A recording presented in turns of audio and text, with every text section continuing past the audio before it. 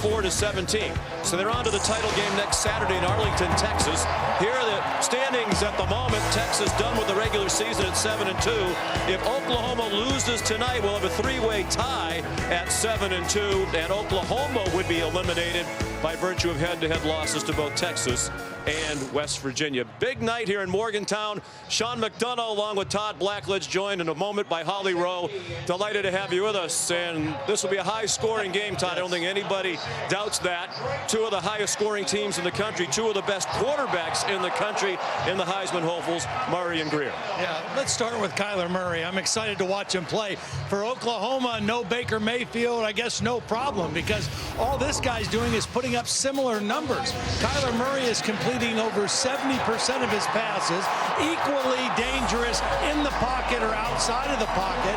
And what this guy might lack in size or stature, he more than makes up for with electrifying speed and dazzling quickness. A very difficult guy to get your hands on, and he is on pace to do something that nobody has done in FBS, average over 300 yards passing and over 60 yards rushing for a whole season. A remarkable season. And on the other side, Sean, Will Greer's got one final game as a senior here to try to steal Murray's thunder, make it a night to remember, and get his football team to Dallas next week for the championship.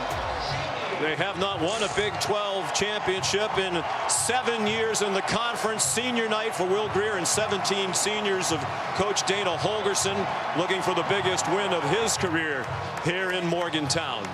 The game, the most important thing, but it is a chance for these two quarterbacks, Holly, to enhance their Heisman Trophy candidacies.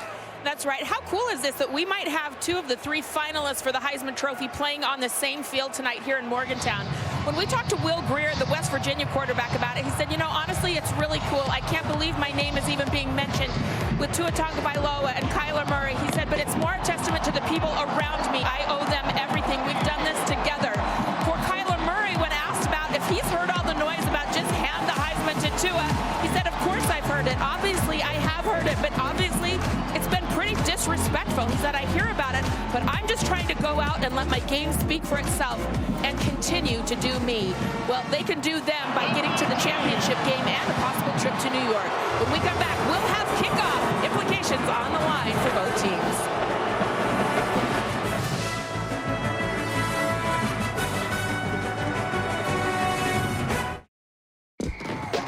Go and play on the road in what will be a really good environment and a game that's going to mean so much. We wouldn't want it any other way. Great teams close people out. We didn't do it. We have to regroup, see what we're made of. Oklahoma versus West Virginia. This is a game that could have over 100 points. And it's on now. Everybody know that it's on. What a throw and catch! 40-by-40. He might go. And quick enough for you. Everybody alive. Everybody that's listening to this thunder alive. Greer running for the end zone. Will Greer's in. How do you like Will Greer legs? Everybody alive. Everybody that's listening to this thunder alive. Come on up for the vibe. Come on up for the vibe. Come on now, come on now, come on now. You gotta survive. I said you gotta survive. And only one of these two teams will survive to advance to next Saturday's Big 12 championship game in Arlington, Texas. Oklahoma trying to win the Big 12 for the fourth year in a row. No Power 5 conference team has won its conference 4 straight years since Florida in the mid-90s. And, of course, at number 6 in the country, trying to get into the top 4 and into the college football playoff for the third time in 4 years. West Virginia won the toss, elected to receive. They want the ball first for Will Greer in what is likely to be a shootout. Oklahoma, the highest scoring team in the country, 49.5 per game. And West Virginia is ninth at 41 per contest. Austin Seibert's kickoff over the head of Tevin Bush. So West Virginia will start from the 25, led by the 23-year-old senior Will Greer from Charlotte, North Carolina. Family man, his wife Jeannie, a former Tampa Bay Buccaneers cheerleader, 2-year-old daughter Ellie. Started his career at Florida, started 5 games as a redshirt freshman, but then a PED suspension cost him a year during the time away. He transferred to West Virginia and has been prolific over the 2 years here. 67 touchdown passes in just less than 2 seasons. Only Geno Smith has thrown more as a Mountaineer. And they line up to throw it immediately to T.J. Simmons. And he gets Gang tackled at the 30, led by Caleb Kelly, and it's an Oklahoma defense that has really struggled, Todd, all season long. They've given up 40 points or more in their last 3 games. Somehow all of them wins. Well, somehow because their offense is unbelievable. Kennedy McCoy, the running back, and Greer swings it out to him. And he's down a yard short of the first down. Run down by Kenneth Murray, far and away the leading tackler for Oklahoma at more than 11 per game. And 2 really easy passes for Will Greer to start the game. We had him last week, and he got off to a slow start in Stillwater against Oklahoma State. First 2 passes right on the mark. 3rd and short now for Will Greer in the offense. And they have 2 backs in now. Letty Brown joins Kennedy McCoy. David Sills, the motion man. And they give it to Letty Brown, lined up as a fullback. He powered through the middle for a first down to the 43-yard line. Well, Letty Brown, they like him as a short yardage back. And he kind of hesitated for a moment until a crease opened up, and then he was able to pop it through for the first down. 9-yard gain for the true freshman out of Philadelphia, Newman Goretti High School.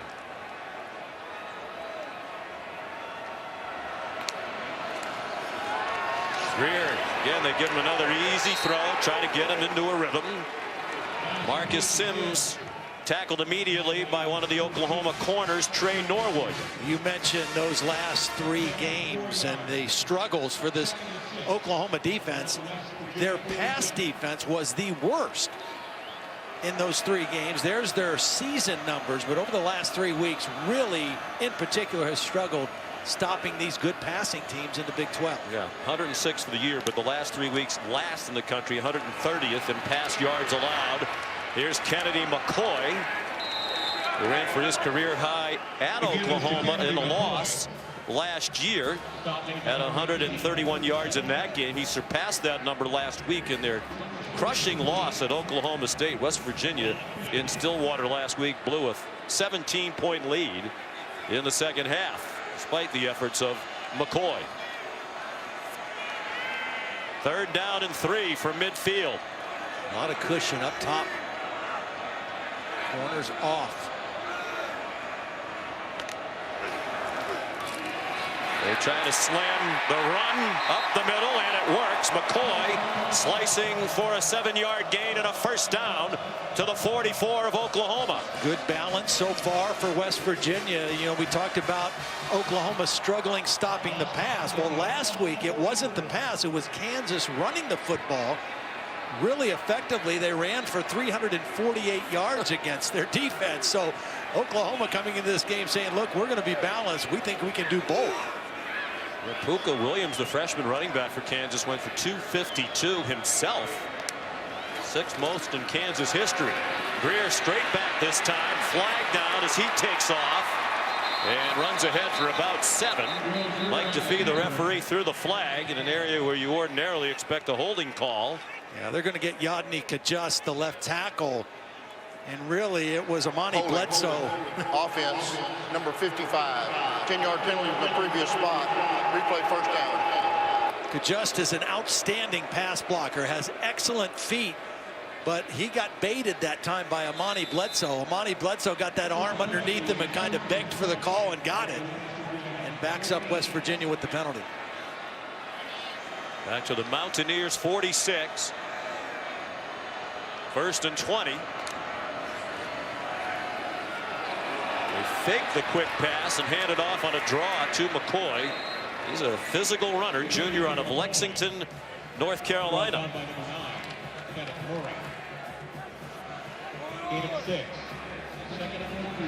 Right here, 2nd and 14. You're in Oklahoma territory. Will Greer's thinking, let's get about half this yardage at least. Give ourselves a chance with a nice 3rd down play. Saw Jake Spavital. He is the offensive coordinator and play caller for West Virginia. 4 minutes gone by, opening possession of the game. Here's Martell Pettaway down to the 40-yard line. Spavital, one of 15 semifinalists for the Frank Broyles Award, which goes to the top assistant coach of the season in college football. Oklahoma has an excellent candidate, Bill Bedenbaugh, the offensive line coach and co-offensive coordinator. 3rd down and 7. Oklahoma showing pressure. Will Grier checking, changing his protection at the line. Experienced quarterback, 22nd start at West Virginia, and a bomb on target. David Sills, a West Virginia touchdown.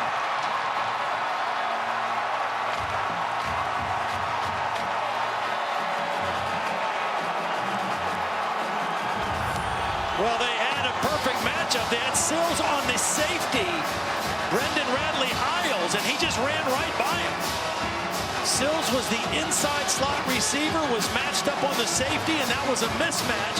Will Grier saw the pressure, changed his protection, threw for the one-on-one, and got the touchdown on the first possession of the game. Question is the knee down before he breaks the plane? It looks like a touchdown. Ooh.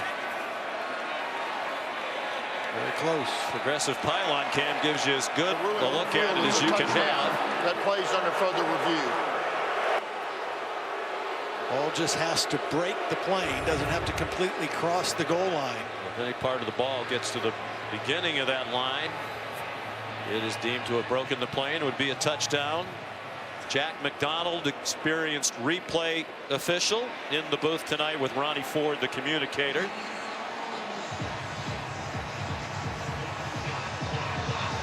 David Sills, if it stands, it would be his 14th touchdown reception of the season. He's 3rd in the country starting the night with 13. We mentioned 67 touchdown passes in 2 years for Grier. Entering tonight, 31 of those to David Sills. That's the most of any duo in the country the last 2 years. Yeah, if that's definitive, I mean, from that angle it looks like it is, but yeah, kind of splitting hairs at that point. Knee not down quite yet. Now it's down. From there, I mean, it looks like the ball is just short of the goal line. But let's bring in Bill LeMonnier. You know, our first look at it, it looked like a no-brainer. It looked like he was in solid. That last shot there, at first I still thought a part of the ball broke the plane, but on this last shot here, it appears it may be just a hair short. The replay's got a challenge on this one, but I don't have a touchdown on this. After further review, the ruling on the field stands. Touchdown. Just think it's so hard to tell. Plus, you have to be sure that that look is straight down the line. Perhaps it's just enough of a little angle. You're absolutely right. Angles of the camera make a big difference at whether you can confirm or reverse. That might have been the hesitation in the booth. Well, the decision to take the ball when you win the toss, expecting a shootout, you want to get on the board first, it pays off for West Virginia. And the pass defense struggles continue for Oklahoma. They set him up with several short passes thrown by Grier, and then the bomb, 41 yards. Grier to Sills. They've said that a lot here in West Virginia over the last 2 years. Grier 3 for 3 on the drive.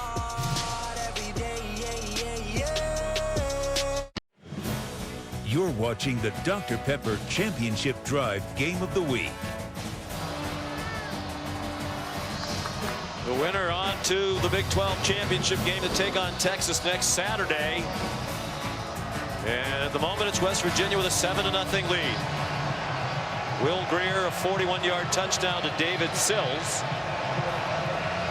33rd pass of 40 yards or more in less than 2 full seasons at West Virginia, completed by Will Grier. Short kickoff by Evan Staley down to Trey Brown, and he slipped as he tried to cut up the field, and Derek Pitts was there waiting for him.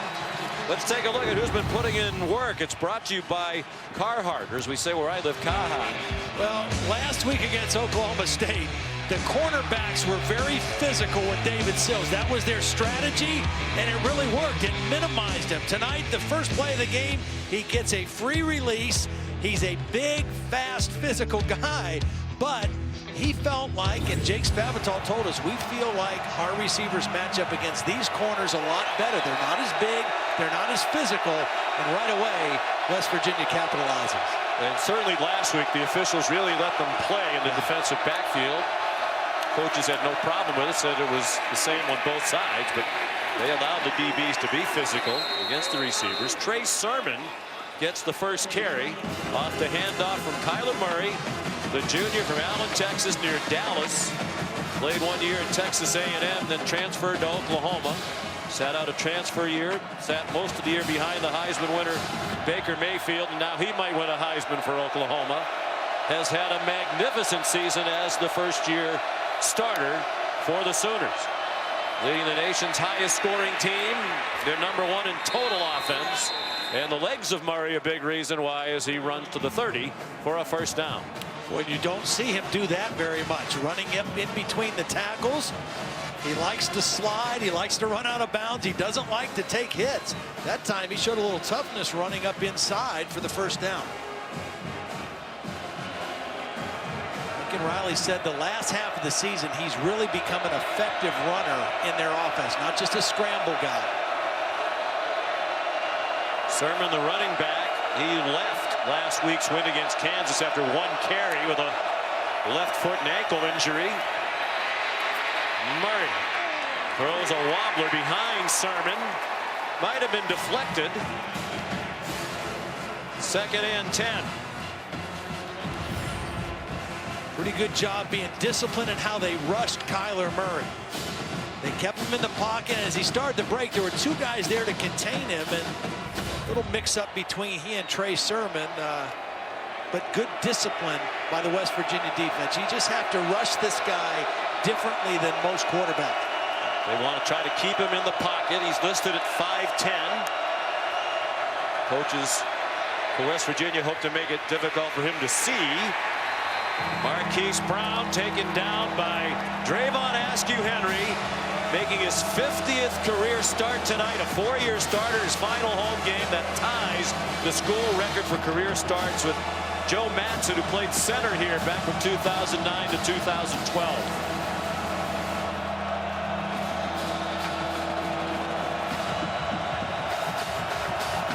Third down and 7. 51% on 3rd down this year for Oklahoma.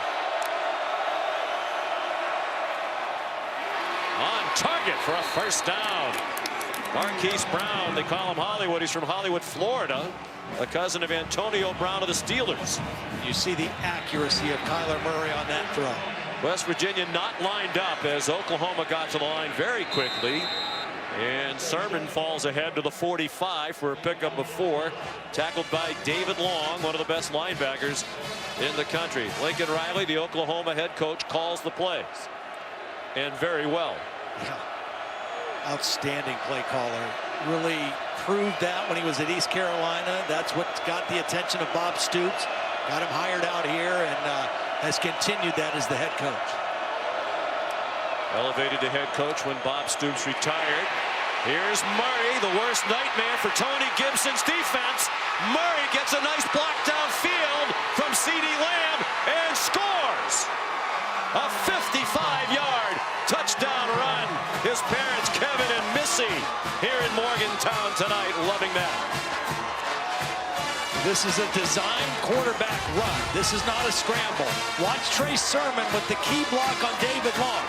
He gets Long on the edge, and then if this guy gets in space, I mean, it doesn't matter what kind of angle you have. He's too quick, too elusive, and then too fast to just outrun people. You can't let him get out in space like that, and Kyler Murray does what he's been doing all year. Austin Seibert adds the extra point. Each team has had it once. Each team has scored a touchdown. Might be the last team with the ball tonight wins. The over-under 85 points, the highest in West Virginia football history.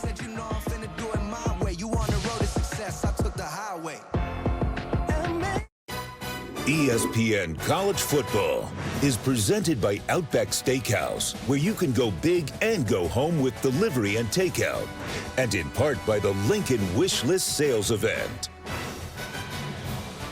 Well, each week at the hotel here in Morgantown, where the West Virginia team stays the night before the game, Casey Sherwood, the executive housekeeper, makes a towel mascot, uses towels to make the likeness of the mascot of the opposing team. The opposing team tonight, Oklahoma.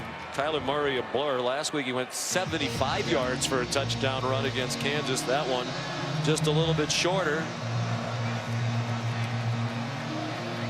So fast and so quick. I mean, has the combination that just makes it very difficult to get your hands on it. 55-yard touchdown run. He has 62 rushing yards total. Here's Seibert's kickoff. Again, not returnable. Time for tonight's Do More in a Jiffy, brought to you by Jiffy Lube. Well, I want to show you this. Now, initially, there's two guys that have a chance to make a play here, all right?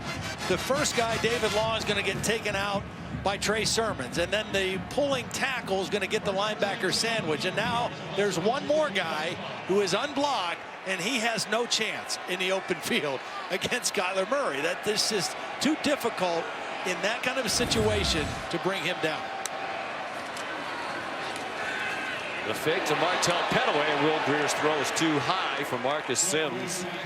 And to go back to Kyler Murray for a moment, Todd, you mentioned he has a chance to do something nobody's ever done in FBS football. Average 300 passing yards and 60 rushing yards for the season.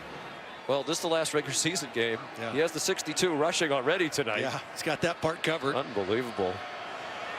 We asked Coach Riley, as he had a better year than Baker Mayfield, the Heisman Trophy winner last year, so I don't want to answer that. Let's say they've both played at about as high a level as anybody has played the position in the history of college football. That sounds like an overstatement, but when you think about what they're doing and put it in historical terms, it really isn't. Pettaway, the ball carrier, and Kenneth Murray made the tackle. And here's a big opportunity for this Oklahoma defense now. They played great on first and second down.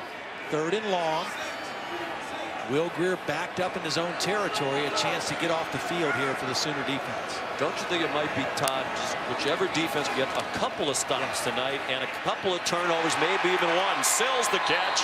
So on 3rd and 9, West Virginia converts on a completion to the 41-yard line, good for 15 yards. Again, free access for David Sills. It's off coverage. He gets into his route, makes a beautiful catch with his hands on a cold night. It's a pretty impressive catch. It was a beautiful November day here. The temperature got up into the mid-50s, but it cooled off quickly once the sun disappeared. 42 and dropping right now with a light breeze. Pettaway carried on first down. You know, you talk about defenses, and I think in this league with these kind of offenses, you just have to do it differently. You've got to try to come up with a few stops, play really good in the red zone if you can, and like you said, force a turnover or two if you can. You're not going to stop or totally negate some of these better offenses, but you got to be able to be good in situations. Here's Pettaway, weaving his way through this porous Oklahoma defense. Amani Bledsoe ran him down. There's Ruffin McNeil. The new defensive coordinator was coaching the defensive tackles at the start of the year, but Mike Stoops replaced as the defensive coordinator by Lincoln Riley, replaced by Ruffin McNeil. And Bledsoe, who was in on the tackle on the last play, is injured for Oklahoma. Of course, McNeil and Lincoln Riley go back a long way to Texas Tech when Lincoln Riley was still a teenager and a student assistant coach, and Ruffin McNeil was coaching special teams under Mike Leach.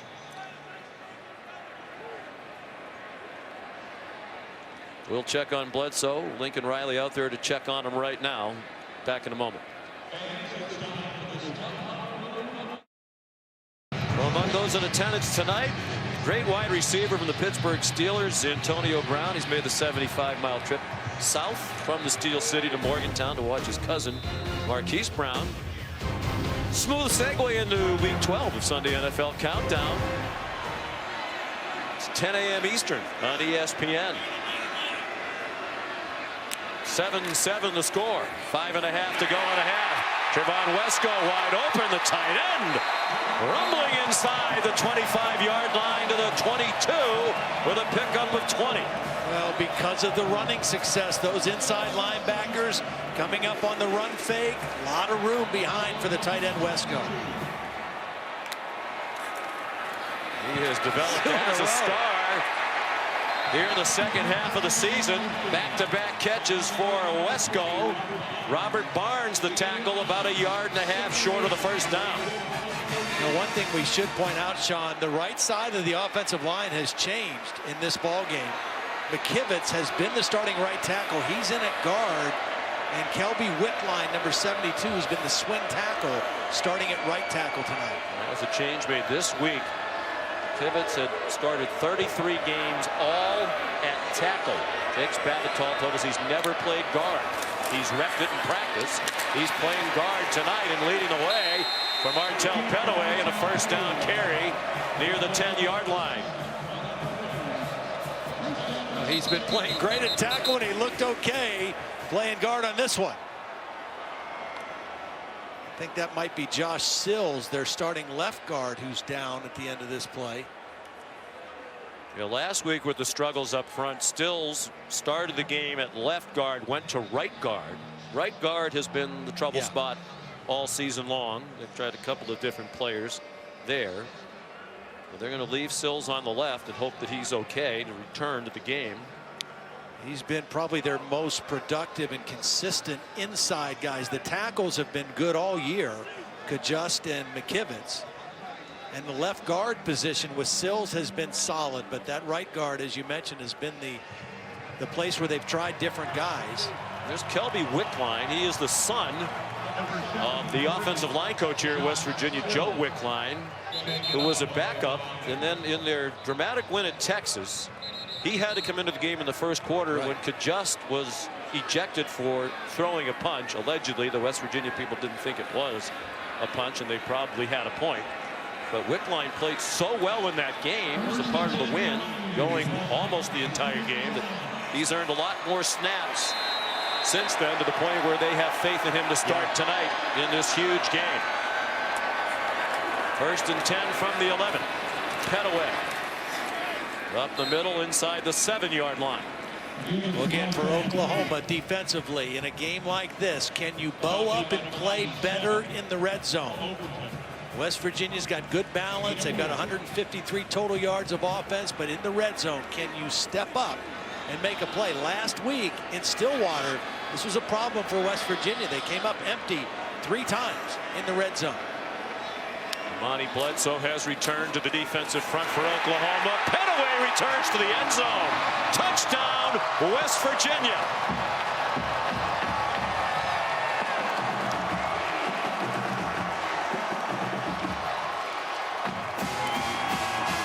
Talked about the right side of the line. McKivitz and Wickline blocking down, and then Wesco. The key to their run game, watch him pull around and lead the way into the end zone. The 275-pound tight end just clears the way, and Petaway walks in for the score. His 5th rushing touchdown of the season. 6th touchdown overall. Evan Staley, the extra point.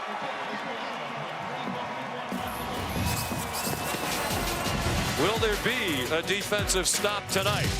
So far, the answer is no, but a long way to go in Morgantown.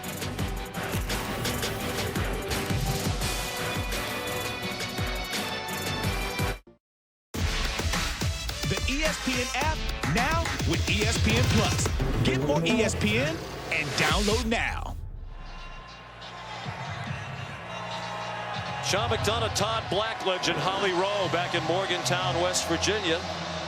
The Mountaineers have had the ball twice. They've scored 2 touchdowns. Oklahoma will get it for the 2nd time. They scored on a 55-yard run by Kyler Murray on the Sooners' first possession of the night. Evan Staley kicking off into about a 7-mile-per-hour breeze.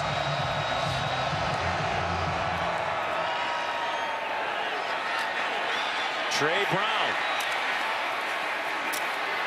Upended. And the ball is out.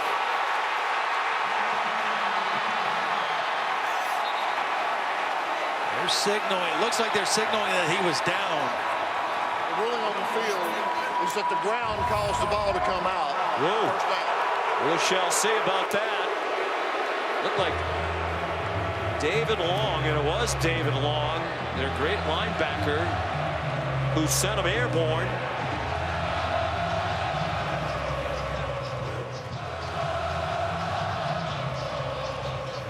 Help from Dante Bonamico. Bill Lamagna is our rules expert, longtime on the field Big Ten referee. Bill, what'd you think? When he turned over and came down on his forearm and hand. When the forearm hit, that's what caused the ball to come out. Yeah. This call should be confirmed. If it was only his hand that hit, that wouldn't put him down. But there's his forearm coming down on this. Tell you what, good coverage on both kickoffs by West Virginia. This has been a strength of the Oklahoma team, their kickoff and punt return teams. Trey Brown's had a really good year, yes. And 2 times now, West Virginia has been excellent coverage. Yeah, Oklahoma's outstanding in 2 of the 3 units. Right. Maybe the best offensive team in the country. I think they are. And their special teams last year, Todd, 97th in punt return, 98th in kickoff return. This year, Shane Beamer, Jay Boulware coaching them up. Yeah. They're 9th in punt return and 11th in kickoff return. They have a great kicker in Seibert who does all 3. But I think the question for the committee, and of course, if Oklahoma doesn't win tonight, the college football playoff ranking isn't going to matter. But if they finish as a 1-loss team and they're being compared to other 1-loss teams, you just have to look at this defense and say, is the offense so great that it can overcome this dreadful defense? Yeah, I don't think they can in the committee's eyes. I really don't. I think when you win games by giving up 40 points, that's going to come back and bite you, you know. And I think that they're capable of winning tonight. They're capable of winning if they go to Dallas, but they better play better defense in order to have a chance to make it to the playoffs. So Mike DeFee. After reviewing the play, the ruling on the field of down by rule stands. First down. For the reason that Bill Lamagna articulated very nicely. We've referred to it a couple of times, Todd. Oklahoma in the last 3 games has given up 40 points or more in all 3 of them and won all 3. Beat Texas Tech, Oklahoma State, and Kansas. Since the AP poll debuted in 1936, they're the only team that's ever won 3 straight games with giving up 40 points or more in each of them. Here's Kennedy Brooks ahead for about 7. We asked Kyler Murray, is there pressure to score every time you take the field? And he said, well, that's always our mission. That's what you're trying to do every time you take the field. And he didn't want to point a finger at the defense. A lot of times when it's one unit carrying the way, or in this case, offense and special teams, there can be some finger pointing, but that hasn't happened at Oklahoma. Murray on target. Marquise Brown in front of his cousin Antonio, a first down near midfield. You know, Sean, we talk about Kyler Murray, we talk about the skill guys for Oklahoma, but I think the key to this offense being as good as they are, this is the best offensive line I've seen this season in college football. As I've watched tape and watched other teams, this unit up front is outstanding. Yeah, from left to right, there's no weak link in that offensive line. The throw incomplete, a little short for CeeDee Lamb. He slipped as he went to catch it. Look at dismay on the face of Kyler Murray when they didn't complete it. One of the problems facing West Virginia's defense against this kind of an offense and a quarterback like Murray, they have really been beat up at the linebacker position more than any other spot. They've had 5 guys that have been out that are not able to play. One other guy that's trying to play that's not 100%. It has been a position that has really been decimated, and that's tough against a team like this. Kennedy Brooks, gaping hole, first down, and much more. Stayed on his feet, broke several tackles, and finally taken down by Josh Norwood. A nifty 26-yard run. Well, and you see the linebacker sandwich, number 31, just kind of took a false step. Then he got blocked by the guard, Samia, and a big gap opened up in the run game. Sandwich A guy who wouldn't be playing had it not been for those injuries to other linebackers. Kennedy Brooks, very little on first down for Oklahoma. Just shows up in your run defense more than anything. They take a look. I mean, those are guys. Charlie Benton started the Tennessee game, lasted 15 plays. He was out. Ferns and Qualls were hurt last spring and are not really back ready to play. Tonkery has tried to play some this year, has not played in 5 ball games. And for Tony Gibson, it's just been a really difficult situation.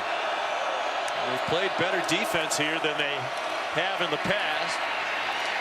Kennedy Brooks stacked up after a 2-yard gain. Matter of fact, West Virginia, Todd, giving up only 23 points per game. Only Iowa State's better in scoring defense in the Big 12. This coach has done an excellent job. Oklahoma lines up quickly for 3rd down and 9. That offensive line gives Murray all day to throw, and it's a touchdown. Marquise Brown. A 25-yard touchdown reception. Well, they rushed 3 and dropped 8, which I understand the thinking. But you just can't let a guy run free to the back of the end zone, particularly their go-to receiver, Marquise Brown.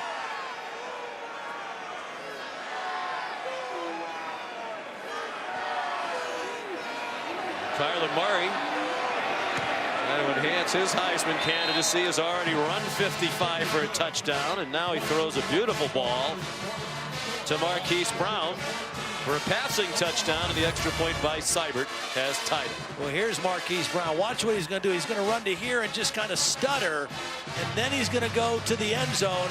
And what happens on that little stutter move, the safety is going to sit. And as soon as he sits, Marquise Brown splits him, gets to the back of the end zone, and it's a touchdown. That was Drayvon Askew Henry, number 6, kind of out of position, and a beautiful throw by Kyler Murray. One of the questions that's been asked, could Kyler Murray be an NFL quarterback? He's listed at 5'10".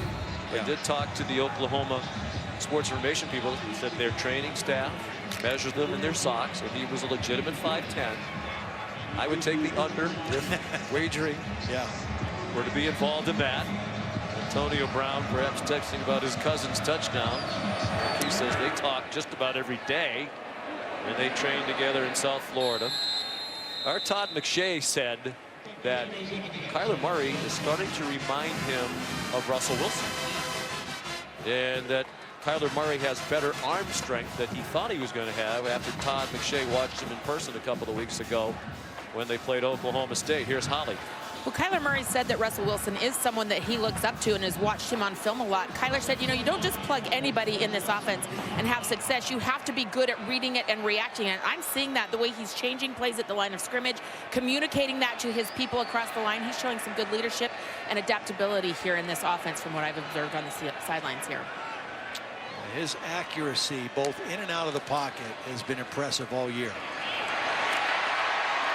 Catch and run, Marcus Sims. Speedy wide receivers, had some big games this year. 3 games of more than 100 yards receiving, but he's not getting up after a 14-yard gain. And he is their speed receiver, and that would be a big loss for West Virginia.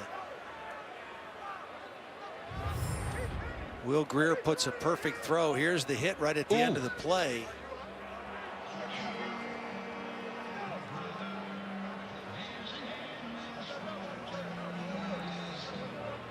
I mean, I would bring Bill Lamagna on this for possible targeting. It wasn't called on the field, but replays got the rule of availability that they can look at this for a crown of the helmet type hit. Yeah, and it appears he's a runner, right, at that point. So he's not defenseless. Right, but if it's a crown of the helmet, it was Robert Barnes, who has been their most consistent and best player in the secondary, which would be a huge loss for Ruffin McNeil's defense if it does get reviewed or looked at in the review booth. Well, I can guarantee you the replay booth and Dallas is probably both looking at this now to make a decision. The Big 12 is an officiating command center. As it stands, if Marcus Sims is not able to play again, the impact that has on West Virginia's offense, he is the guy that is the speed matchup receiver. Marcus Sims now near shaken up on the play. And he'll go through the full concussion protocol. He had over 100 yards receiving against Texas Tech, against Kansas State, and against Youngstown State. He looks a little wobbly. Yes, he sure does. Doesn't look good. And it looks like replay is just going to have a play on here. I mean, to me, Todd and Bill, that's the kind of hit they're trying to get out of the game. Great. He's leading with his helmet. I guess they felt it wasn't the crown of his helmet. TJ Simmons dropped for a loss by Trey Brown. They started the game with that same play, got 5 or 6 yards that time. Trey Brown read it quickly and made a nice play for a loss of yardage. Will Greer, even though that one was a loss of 1, 8 for 9, very sharp here in the first quarter of the ball game. 108 yards and a touchdown pass for Greer, playing in his final home game here. Took off running, tackled from behind by Neville Gallimore. Ruffin McNeil raved about the middle of his defensive front three from St. Catharines, Ontario. That was a weird play. Will Greer was faking, but there was no back in the backfield, and so there was no effect of the fake, and then he ended up running, and that's not his strong suit. And a 3rd down and long, again, opportunity for this Oklahoma defense. West Virginia 4 for 4 on 3rd down. Letty Brown, the running back. Just a 3-man rush. They're playing pass coverage. Catch made short of the 1st down. Giovanni Haskins, one of their tight ends. And that'll take us to the end of the 1st quarter. Well, Dana Holgorsen also told us in a game like this, we may have to go for 4th downs because he knows it's going to be a shootout. He's going to have a little time to think about it here at the end of the quarter. Entertaining first quarter. 182 yards of offense for West Virginia. 153 for Oklahoma.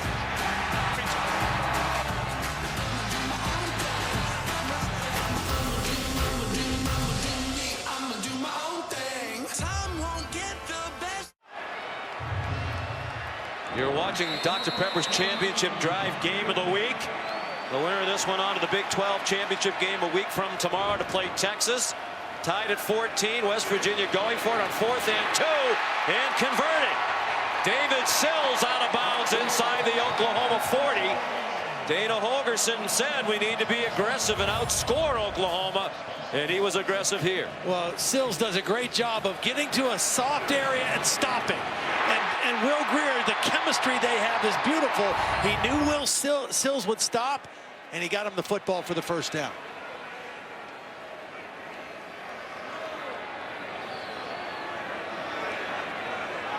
From the 38-yard line of Oklahoma. Greer to Sills, chopped out at the 31. Caleb Kelly the tackle. Holly. Well, guys, an emotional moment on the West Virginia sideline after the 3rd leading receiver, Marcus Sims, just came out of the medical tent with tears streaming down his face. I believe he's just been told he cannot return to this game after that hard hit to the head. He is so upset. He's been storming up and down the sideline.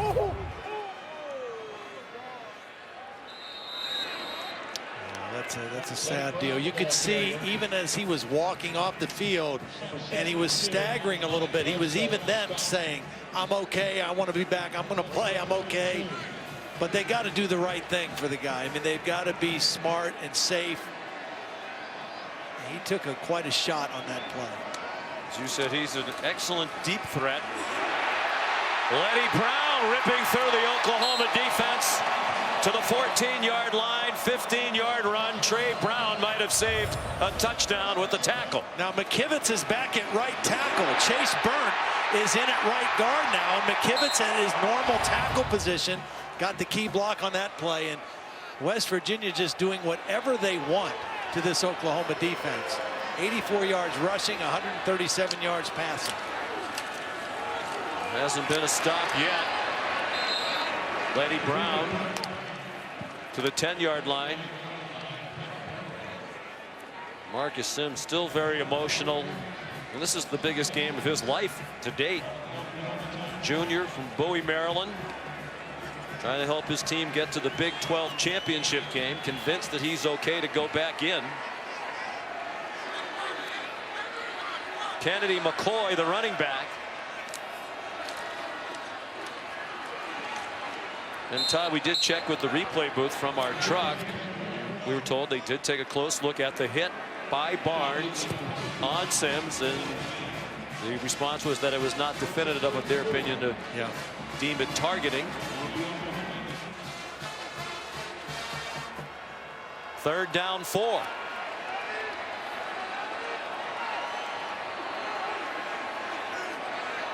And 5 out of 6 on third down. The one time they didn't make it, they made it on fourth down a moment ago. And that's a touchdown to Gary Jennings.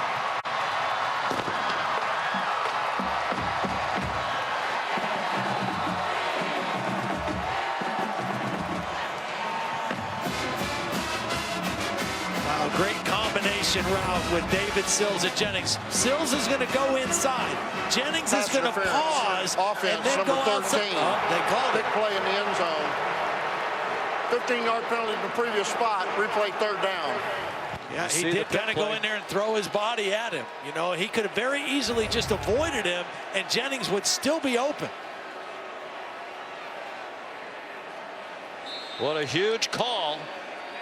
Pass interference.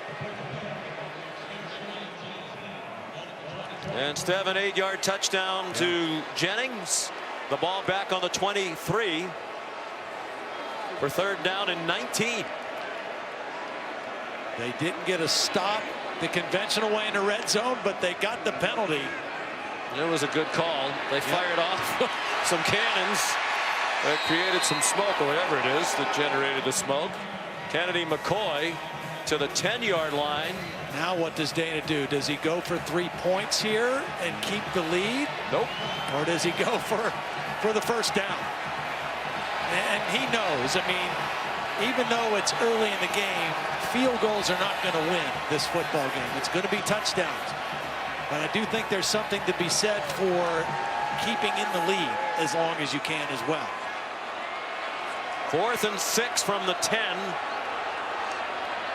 Neither team has been stopped yet. Can Oklahoma get a stop? They bring a blitz. It's a pass to the back of the end zone over the head of Giovanni Haskins, with Robert Barnes, who might be very fortunate to still be in this game, in coverage. Ball was just a little thrown a little bit too far for Haskins. They had a nice matchup. The tight end on the safety, and the ball just overthrown slightly, and Haskins not able to come up with it.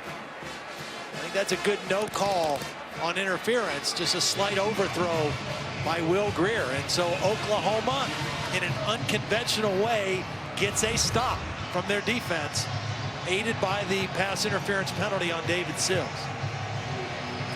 Bill Lamagnier concurs that was a good call on the offensive pass interference that wiped out the touchdown. So Oklahoma takes over from its own 10. First stop of the game by either defense goes to the Sooners. Murray off his back foot on target to CeeDee Lamb. And he's down seemingly just shy of the first down, with Josh Norwood making the tackle. Lincoln Riley told us they need CeeDee Lamb to really play at an elite level here down the stretch. He's had a really good year, had a great freshman season, and they need him to just kick it up even a more of a notch here down the stretch.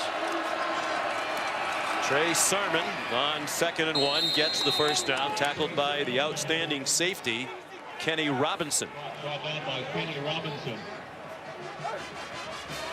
Sean, you know what's amazing about this Oklahoma offense is coming into the game, they're averaging 8.8 yards a play, which is best in college football, but they're 108th in terms of number of plays per game. So they're just so efficient, even though they don't run a ton of plays. Well, there's two things that factor in that, obviously. They score quickly, and their defense stays on the field a long time because they give up a lot of plays and yardage. But that 8.8, if it ended the season that way, that would be the all-time single-season FBS record.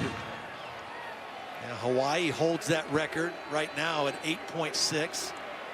Oklahoma broke a school record of their own last year at 8.3 with Baker Mayfield, and they're ahead of that schedule. Well, Hawaii's 8.3 yards per play for the whole season in 2006 with Colt Brennan, the quarterback. 2nd down and 10. Off the play fake. Lots of pressure on Murray on target. Coming back to make the catch, Brown. They'll mark it shy of the 1st down by about a yard. Give him that forward progress. Keith Washington the tackle. Great poise by Kyler Murray that time. He knew that West Virginia was bringing pressure. He eluded it and still made the accurate throw. Flag down for a false start. They tried to go very quickly again. They caught West Virginia earlier, not lined up. False start. Offense, number 74. 5-yard penalty, 3rd down. Cody Ford, the right tackle. He has been a dominant force. He played right guard for the last 2 years. They moved him to right tackle this year, just a little ahead of the count. But he has had an outstanding season up there. 6'4", 338, and he can run. You'll see that tonight. They like to pull him, and he can get down the field. So 3rd down and 6. Pressure again from West Virginia, and a wide open receiver. Marquise Brown across midfield and out of bounds. Big play for Oklahoma. 26 yards.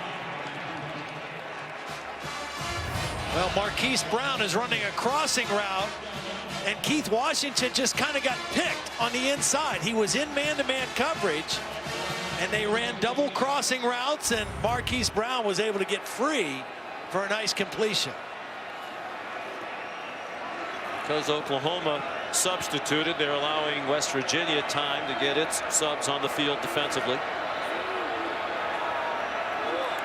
Jeremiah Hall, the motion man. Murray on target. How about the various arm angles, the footwork?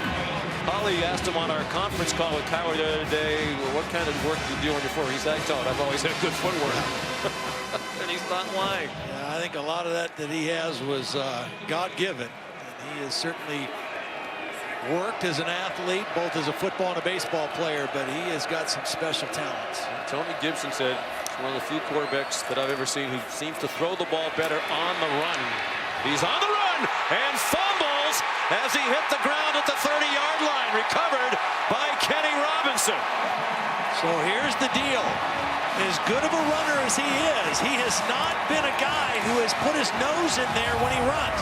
He usually slides, or he usually goes out of bounds. David Long, the best player on this West Virginia defense, takes advantage of the fact that he's going to get a hit on Kyler Murray, and not only does he get the hit, he knocks the ball out too.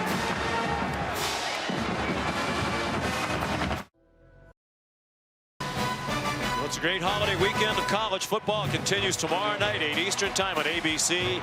Number 3, Notre Dame, trying to complete an undefeated regular season and surely solidify a berth in the college football playoff when they take on their rival USC from the Coliseum. Of course, you can watch it live on the ESPN app as well. Kennedy McCoy on 1st down for West Virginia, weaved ahead for 4 yards. Well, Todd, we talked about might come down to which defense can make the most stops. We'll come up with the most takeaways. Oklahoma 1 stop and now 1 takeaway for the West Virginia defense. However you can do it. I mean, it can be unconventional, but you've got to find a way to get something done with your defense. Fake to McCoy, and the quick slant is deflected. Robert Barnes knocked it down. And you know, after the decision was made to keep him in the game after the targeting review, he's going to be a factor. Yeah, well, that was always works out that athletic play that time by Barnes, coming on a pressure, timed his jump, got his right hand on the football, and brings up a 3rd down play for West Virginia. I can tell you that Marcus Sims has left the sideline for West Virginia, still emotionally, went to their locker room. Will Grier, lots of time, and incomplete. Crowd wants a flag. It was intended for Sills. Good coverage by Parnell Motley. who rotates in as part of a three-man rotation at cornerback for Ruffin McNeil. Motley's a little bit bigger. Good position and underneath coverage. And that's good coverage. Greer took a shot at the end of the play. Not too much to it, but got knocked down. He's limping off. Yeah. Favoring his left leg. Here's Billy Kinney, Morgantown native, fifth-year senior. Last home game playing for his hometown university. Third year as the starting punter. CeeDee Lamb broke a couple of tackles but could not spin away, and Oklahoma will start at its 35 in a 14-all tie.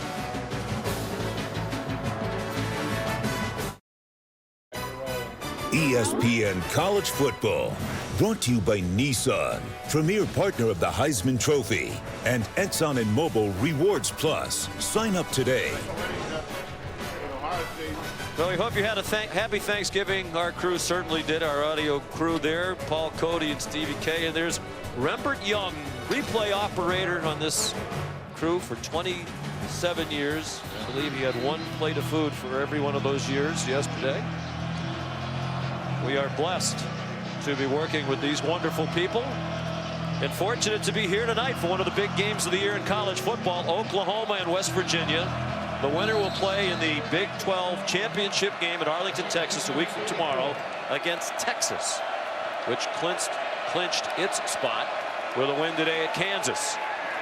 Kyler Murray in a 14-all tie, going deep, and there's Hollywood Brown again.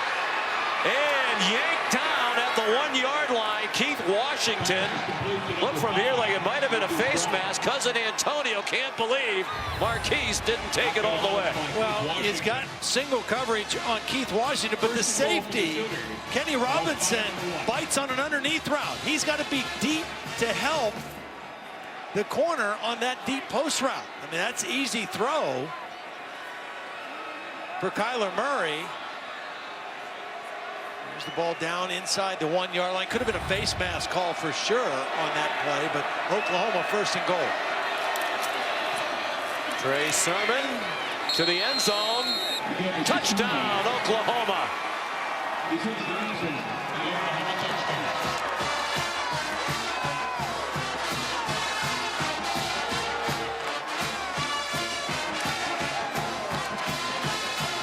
65-yard pass play took them to the 1, and then Sermon handled it from there. Lincoln Riley told us when we talked to him on the phone this week, I think Marquise Brown will be about as close to 100% as he's been all season. I think he looks 100% tonight. 7 catches now, 149 yards and a touchdown. It's pretty good in less than a half. He went to College of the Canyons in California, at high school in South Florida. You wonder how that could be. He weighed 138 pounds, Marquise Brown, when he graduated from high school. When he was in junior college, some college recruiters came out and took a look at him. They watched him run the 4.3 40. Said, we don't care how big he is. We'll make him a little bit bigger. Here's today's catch, brought to you by Bass Pro Shops and Cabela's. Well, this is a deep post pattern that Marquise Brown is going to run, and he's right here running this post pattern. But the guy to watch this safety right here. That's the free safety, Kenny Robinson, number 2. He's going to bite on the inside route, and he doesn't stay deep to help his corner. I mean, that guy's got to be back there to help on the deep route. Instead, it's a huge play. Antonio Brown wanted the touchdown. He said, I would have scored. No doubt I would have scored because you got to get it in. Trey Sermon does the rest. Antonio Brown had a good look at that long pass to his cousin because he's down in that corner of the end zone. He'll get ready to fly to Denver. Steelers with a big game at the Broncos on Sunday. Here's Austin Seibert to kick off. Returnable? No. Over the head of Tevin Bush. Back in the studio, here's Adnan Burke. All right, Sean, thank you. Happy Thanksgiving to you and yours. How about the Apple Cup? Washington State. Here's Jake Browning, intercepted by Skylar Thomas. Huge pick there as Wazoo's trying to improve their standing and impress the playoff committee by knocking off these Huskies. And then Washington State, bad snap on 4th and 1, denied. Surprising with all the offense at their disposal. It's scoreless, Sean, almost through 1. It's snowing. Certainly our thoughts go out to the members of the Washington band involved in the bus crash yesterday. Thankfully, none of the injuries life-threatening, but the band didn't make the trip because they all couldn't make it. A couple of them were still hospitalized as of earlier today. Giovanni Haskins, the catch and run out to the 42-yard line. West Virginia now trailing for the first time tonight. I like that they're looking for Haskins more in this game. He only had 1 catch for 9 yards against Oklahoma State last week. He's a talented receiver, a tight end that can flex out and play wide receiver. Transfer from Miami. Career 12 out of 16 passing. He had missed on the previous 3 before the connection with Haskins. Martell Pettaway for 8 yards to midfield. Virginia's got a nice combination with Kennedy McCoy and Pettaway kind of sharing the tailback duties. They've had injuries at running back as well. Alex Sinkfield is a key member of their running back rotation, but he's missed 6 with a high ankle sprain. Pettaway again, first down to the Oklahoma 46-yard line.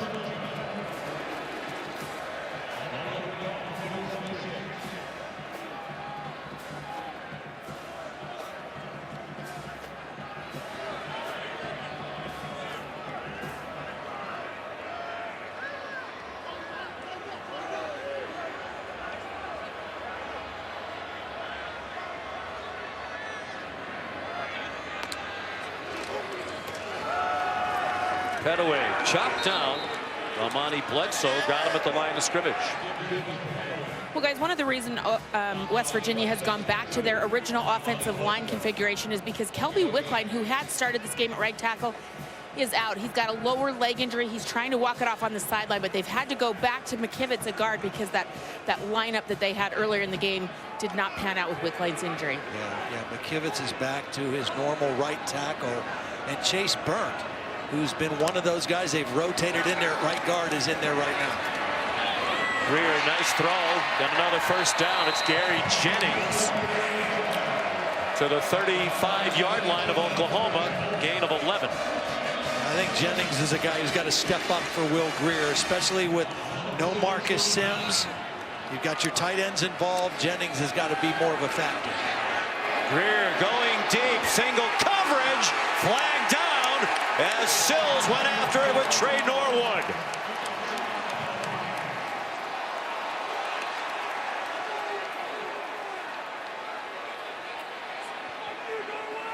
I think the fact that David Sills was aggressively going for the football is why he gets the flag here. I think Trey Norwood was in okay position, but he never made a play on the ball. Defense, number 13. The 15-yard penalty for previous spot, automatic, first down. It's single coverage. Norwood's in good position. He doesn't bite on the stutter step.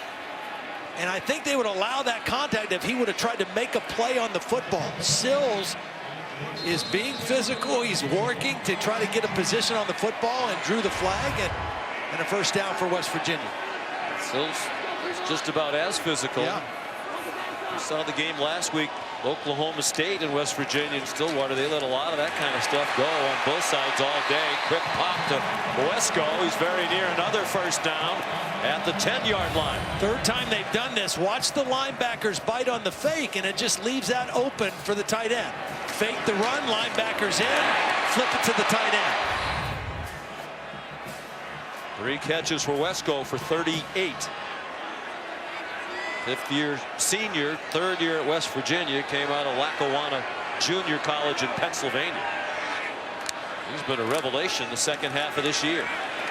Greer again, the fade to Sills. Get the foot in. And it is a touchdown for the Mountaineers. Wow.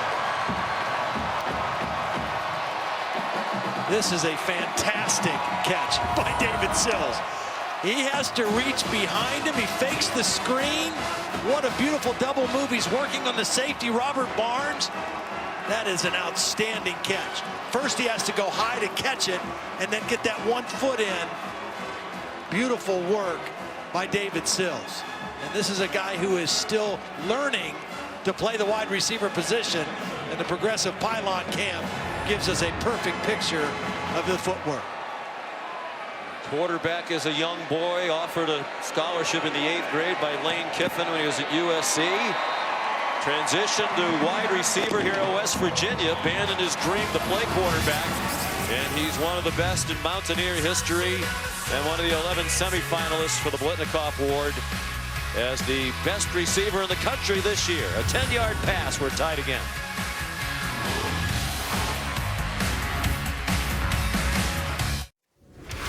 The winner of this game advancing to the Pac-12 championship game to play Utah is the Apple Cup, and here's Myles Gaskin. 5-yard touchdown here. It's 7-0 right now for the Huskies. As Todd Blackledge noted, it is snowing, Sean. Yeah, Todd is very observant, practically a meteorologist. Here's Evan Staley to kick off for West Virginia. And it'll be another touchback. Well, this season, Taco Bell is celebrating student sections, passionate fans. Like these West Virginia Mountaineers, Taco Bell awarding the best student section of the year. This is certainly one of them. Go to ESPN.com/Taco Bell to see if your team made this week's rankings and to see how your school can compete. And a tip of the cap to these West Virginia students. Of course, many of them live a long distance away. They went home for the Thanksgiving holiday and they've come back early to root on the Mountaineers in one of the biggest games in the history of the stadium. The local papers talking about it as being one of the biggest in the history of the West Virginia football program. Kennedy Brooks. Of course, this is a school that's played for some big stakes, including for a national championship back in 1988 in the Fiesta Bowl. And Don Nehlen took them to take on Notre Dame, and the Irish prevailed. But this is among the biggest games this football program has ever had. Very exciting environment here, and really an offense that's built to keep them right in this football game. Straight ahead, and they gash him on the run. Kennedy Brooks off to the races. Will they catch him? No, they won't. Touchdown, Oklahoma. Another long one. 68 yards. Well, this is the gap scheme that Oklahoma likes to run. They'll run counter where they pull the guard and the tackle. This time, they're just going to bring the tackle around. They're going to block inside here and bring the guard or the tackle around. This is the left tackle. Bobby Evans gets a block on the linebacker, and it just opens up, and then a missed tackle by Kenny Robinson, the free safety. If you're the unblocked guy like Kenny Robinson is, and you're the last line of defense, you got to make that play. Oklahoma's third play from scrimmage of 50 yards or more. Austin Seibert adds the extra point with 3.5 to go. The Sooners are back on top. You said it earlier, it's a great offensive line that has helped open some big holes for the Sooners tonight.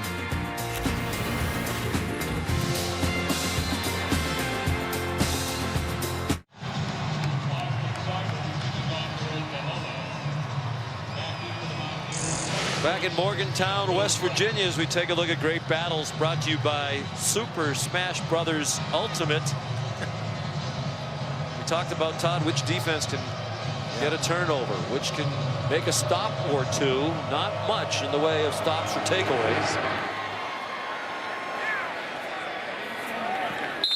And that's a touchback again off the foot of Seibert.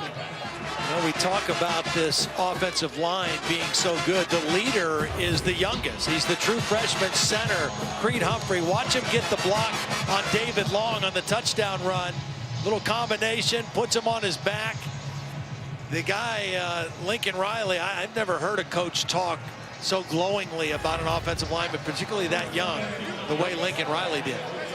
He said he's the best offensive lineman I've ever been around. Yeah. And as you said, he's a freshman. I believe he's a redshirt freshman.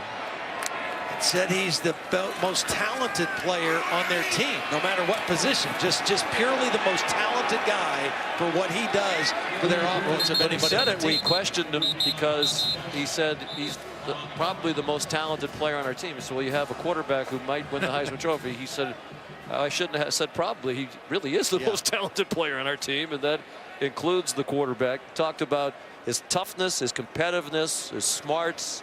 He has an elite frame. He's a center at 6'5", 325 with long arms. He was a great wrestler. He understands leverage. With more, here's Holly. Well, guys, I am very obsessed with Creed Humphrey. I mean, come on, a center. Here he was in pregame warmups. I made sure to go down and really watch him. You talk about focus on every step, every punch. You know, runs off the field, punching himself in the helmet to make sure he's ready for the game. I was so impressed by this young redshirt freshman in his pregame warmup. The absolute focus and determination on every movement. Yeah, he's good. The head linesman Al Green is down along the near sideline. Good to see him moving. The play went to the sideline. Ronnie Perkins pushing Greer out of bounds. Al went down hard.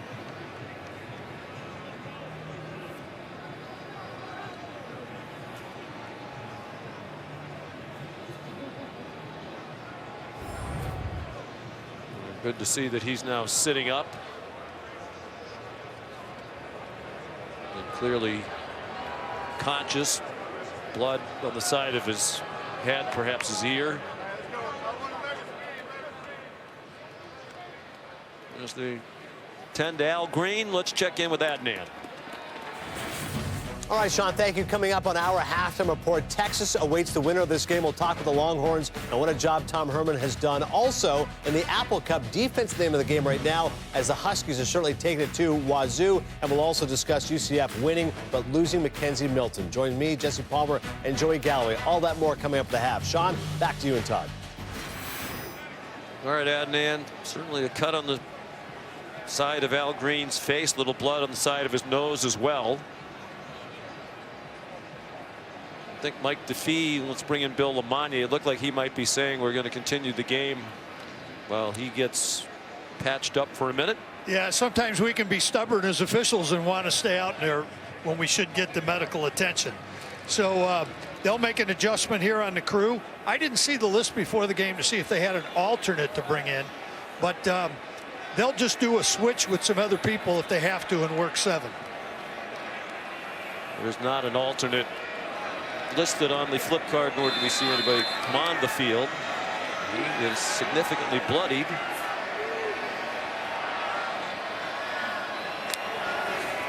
Second and 11 from the 24-yard line. Greer under duress. The ball's out as Caleb Kelly took him down. He scoops it up and scores.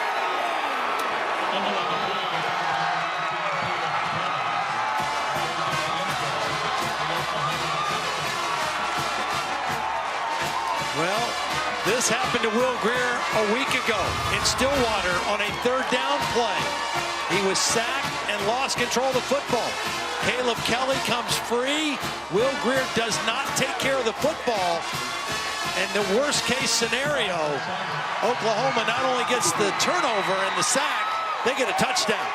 Beautiful individual play. Punches the ball out. Caleb Kelly just making his 2nd start of the season.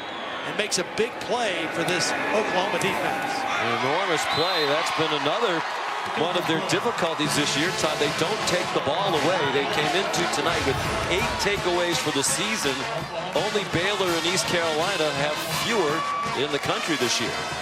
Caleb Kelly just runs right through McKivitz. I mean, just knocked one of the best players on this West Virginia team, Colton McKivitz, the right tackle, knocked him right on his can and made the sack. I mean, that was an explosive play by Caleb Kelly. Ruffin McNeil, when we chatted with him, raved about Kelly. He's rangy, 6'3", 231. Yeah. Playing linebacker. Junior out of Fresno, California. Ruffin McNeil, despite the 40 points plus given up the last 3 weeks, raving about the effort and attitude of these players. Talked about their ability to go on to the next play. They've had a lot of bad plays and bad things that have happened to them. Fido. Yeah. Forget it. Drive on. Yeah, how important it is to do that, and how good these guys have been able to do it. And they've been doing it with a lot of young guys on this defense.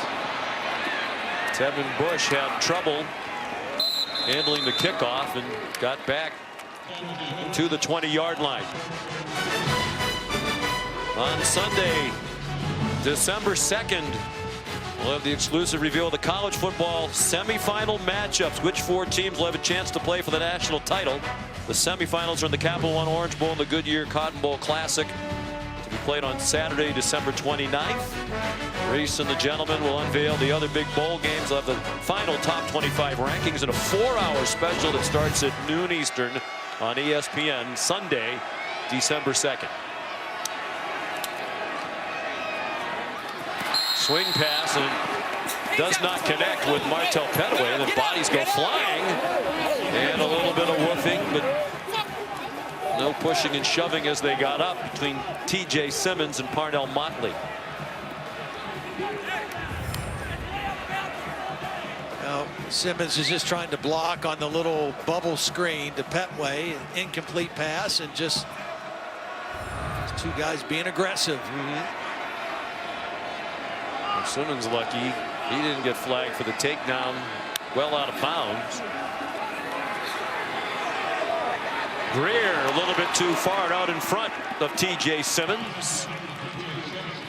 Well, this is a dangerous time right now for West Virginia. You know, Will Greer is a little bit discombobulated after that last turnover.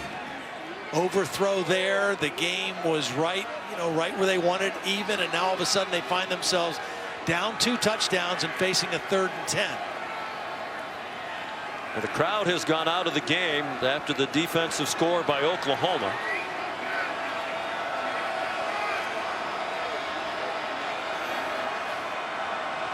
Simmons getting more action without Marcus Sims available to them.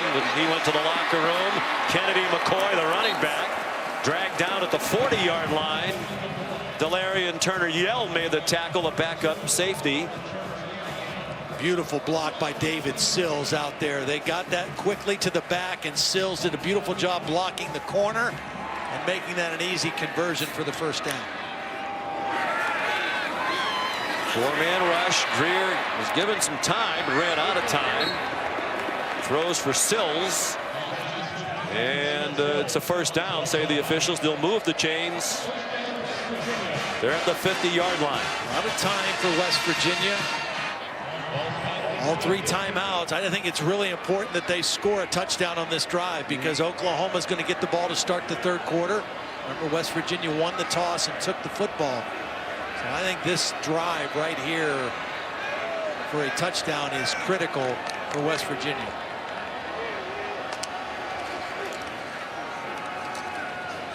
Well, there's enough time for West Virginia to score. Oklahoma could score again. Maybe West Virginia would get another chance the way this game is gone. Short run by Kennedy McCoy.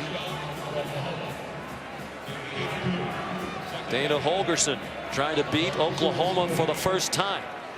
They're 0-6 against the Sooners since they came into the Big 12. 7th year in the conference for West Virginia.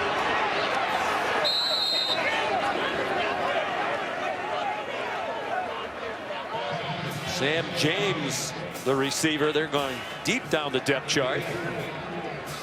On the completion of James. Gain of 4. They're at the 44. It's 3rd down and 4 with 1:15 to go in the half. And almost certainly 4-down territory if they don't get it. And there's James, could not make the catch. Yeah, he started to run before he did the first thing, which was catch the football. Had Wesco out there as a blocker, would have easily probably converted this, but you got to make the catch first.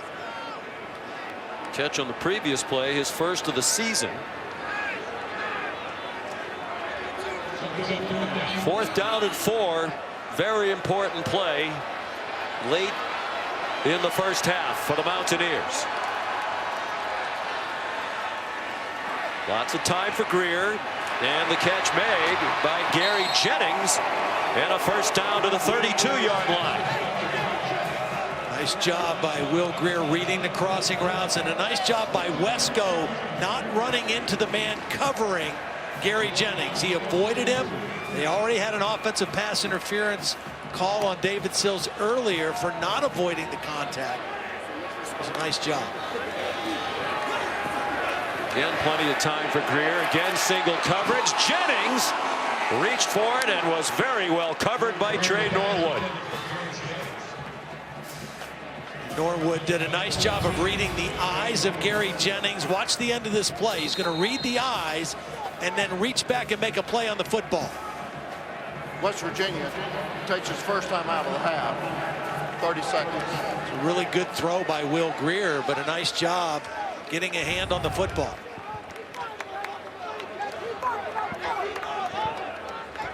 Well, Todd, it's more of what you were talking about earlier as well. Oklahoma's efficiency.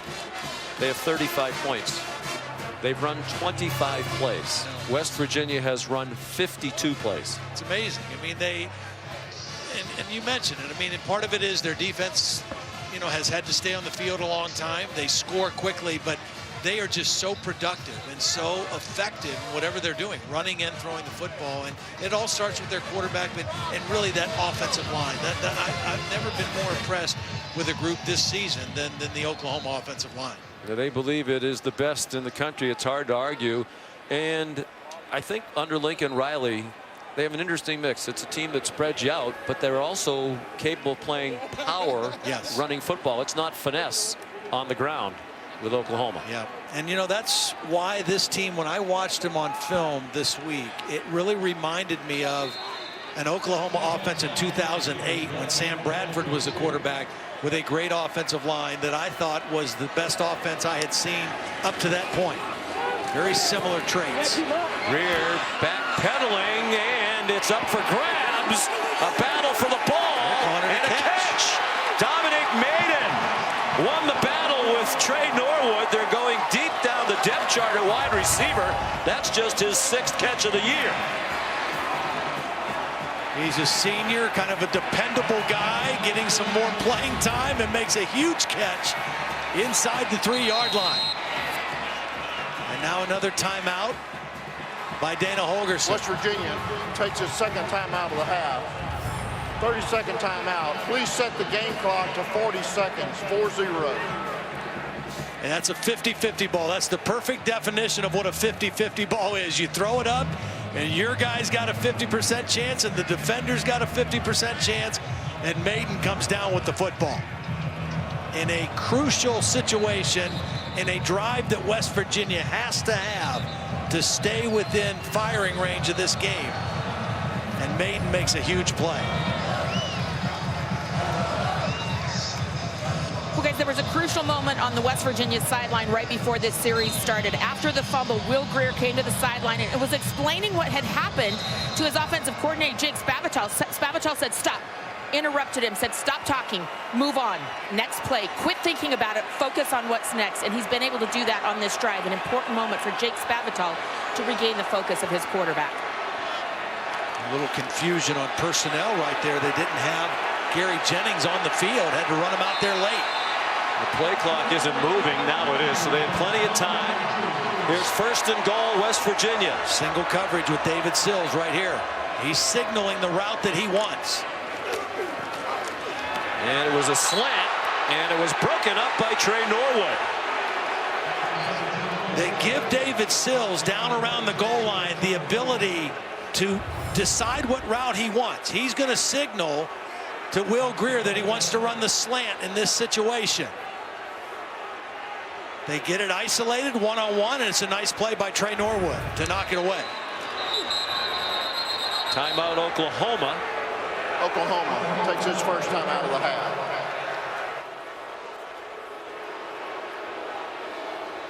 So 2 remaining for the Sooners and 1 for West Virginia with 37 seconds to go in the half.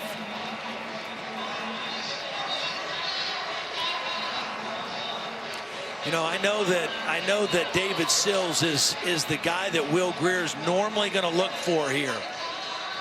And they've connected on so many touchdowns, but I would not forget about Gary Jennings as an inside receiver on some kind of a crossing route where he's matched up against a safety or a linebacker. I think that somebody other than David Sills from the inside could be Gary Jennings, could be Kennedy McCoy coming out of the backfield.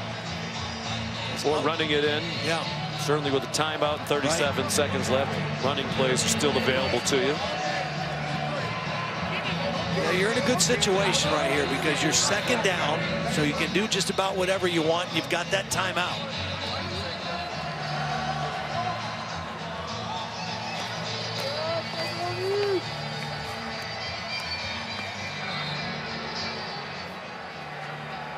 Will Grier has already completed passes to 9 different receivers tonight, including Sam James, who isn't even on their depth chart. His first career catch. Number 81, the true freshman from Richmond Hill, Georgia. McCoy, the running back, on the right hip of Grier. And he's down to the goal line. And they're marking him down short. And the clock running. Robert Barnes in on the stop. They're just short.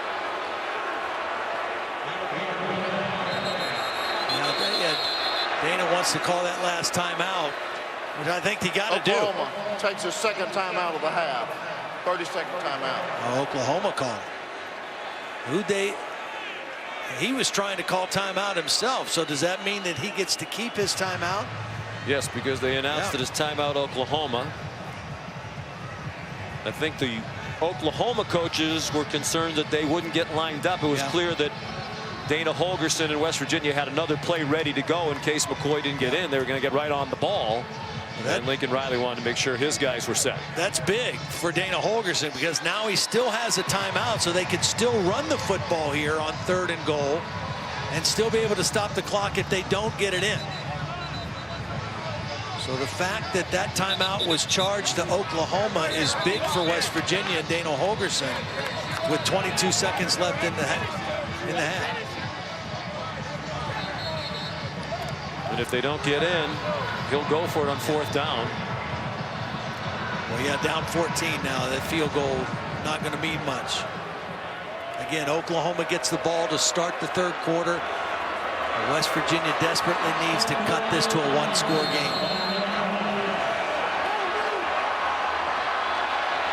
Grier goes out in motion. It's a wildcat to McCoy to the end zone and a touchdown.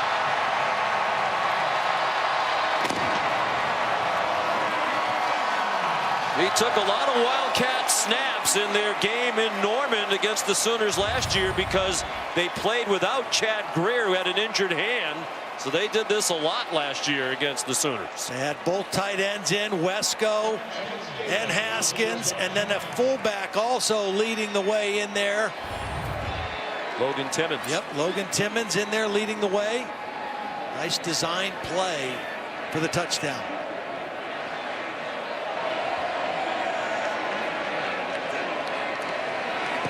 Evan Staley, the extra point. It's the first half, but as you said, Todd, it felt like a drive in which Dana Holgorsen and the Mountaineers absolutely needed to get a score. With Oklahoma going up and down the field and doing it very quickly with a lot of big plays. And it just kind of feels like in that first half, Oklahoma's defense maybe had one more stop, maybe 1 or 2 more stops, and they've got 1 more touchdown. You know, and that's the kind of game it's going to be. Both teams with good numbers. Look at that, 367, 371 yards and a half of football. So there's not much D, but you gotta find a way to create a couple plays or a couple stops, and Oklahoma's had a few more. I was on a West Virginia podcast here during the week with Dan Zandrilli and Dale Wolfley, and they asked me 100 points over under. And I had to think about it. I mean, that's an insane number. Yeah. But here we are, more than halfway to it. Still not to halftime. Trey Brown banged down as he reached the 20-yard line by Exree Lowe. Here's a look at our college football look ahead, brought to you by Sling TV. Some great rivalry games this weekend and some meaningful games everywhere you look at that slate. Yeah, the one that probably that Michigan-Ohio State game tomorrow at noon. Looking forward to watching that. My third son, Quinn's a senior at the University of Michigan.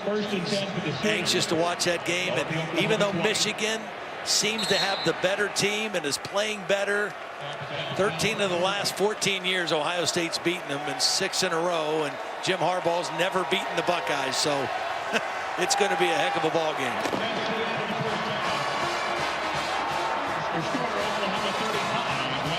We're at halftime. Oklahoma leading by a touchdown. Here's Adnan.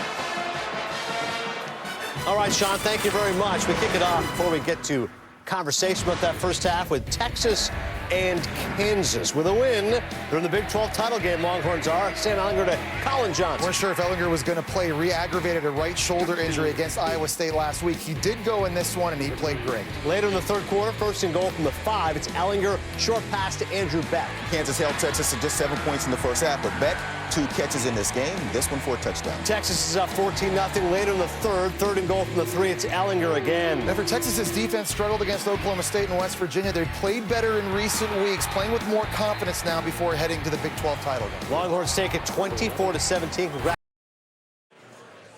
Welcome back to the Dr. Pepper Championship Drive Game of the Week. And a bomb on target. David Sells, a West Virginia touchdown.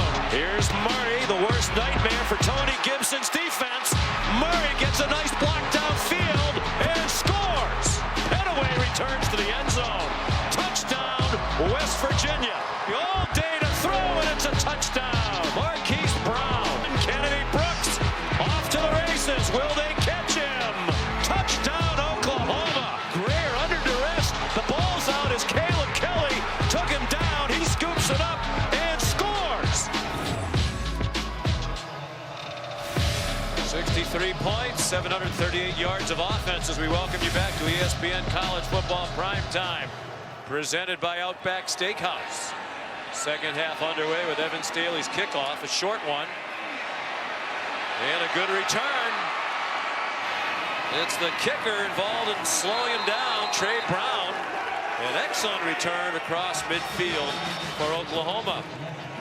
Already leading by a touchdown and efficient as ever on offense in that first half. Yeah, I mean, if you're West Virginia, you say, wow, we ran 56 plays. They only had 26 plays. Good, right?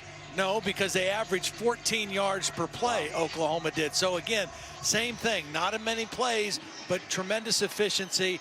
And they had 3 plays of 50 yards or more. West Virginia coming into the game had not allowed a single play all season of 50 yards. And Mississippi State was the only other team in the country that could say that they hadn't given up a 50-yard play. And on offense, it's Grant Calcaterra with a 21-yard gain. So you're telling me that all those numbers for Oklahoma's offense that were on that screen behind us were put up in 26 offensive plays? 26 plays. Of course, there was a defensive touchdown for OU. You know, both teams forced a turnover in that first half. Oklahoma scored when theirs. West Virginia did not. Kennedy Brooks breaking tackle, still going. And inside the 15-yard line with a powerful run. It took 2 defensive backs, Toyus Avery and Josh Norwood, to get him down. A missed tackle by David Long, and that's you don't expect to see that from this West Virginia defense. He is the leading tackler, the leader of the defense, and he just flat out missed a tackle there, and Kennedy Brooks able to make it a first down run. West Virginia's been a much better first half team than a second half team. We saw those second half woes last week in Stillwater when they blew a 17-point lead to the Oklahoma State Cowboys. Brooks again tripped up, or he had a lot of running room. David Long didn't whiff that time.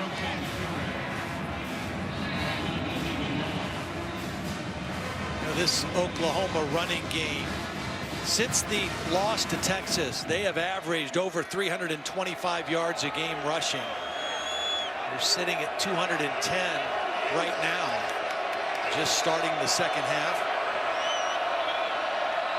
How about those numbers? For the year, they averaged 6.9 yards per rush. That's 2 yards more than any other team in the Big 12.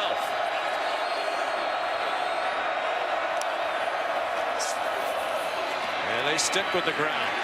And Brooks ahead for a yard or two. Long with help from Ezekiel Rose. And keep in mind this, Sean, they lost their star running back, Rodney Anderson, the second game of the year against UCLA. And when Kennedy Brooks came in, he was like the fourth or fifth guy, and he's playing lights out. Trey Sermon still bothered by the ankle, not 100%. But that offensive line has paved the way for whoever is running the football. Marcellus Sutton, another who was in the rotation, who broke his leg early in the year. West Virginia showing blitz on 3rd down and 8. But they rush 3 and try to cover. To the end zone! And a bad mistake by Murray. An interception on an underthrown ball, picked off by Kenny Robinson.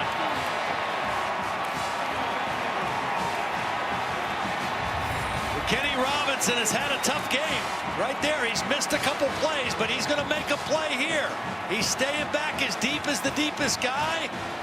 And because of the pressure, Murray was not able to get all of this on the throw. Bigelow was able to make a hit on him as he was throwing. He wants to throw this to the back of the end zone and let his guy make a play, but Bigelow got there first. And the result was an interception by Kenny Robinson, and his 3rd interception on the season.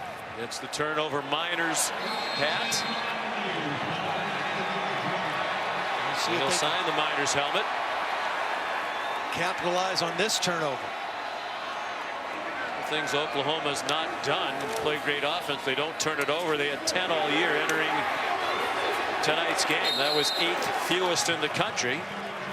But they've turned it over twice, and now if West Virginia can drive and score a touchdown, we'll have a tie game. Gary Jennings, the 1st down catch for 9 yards.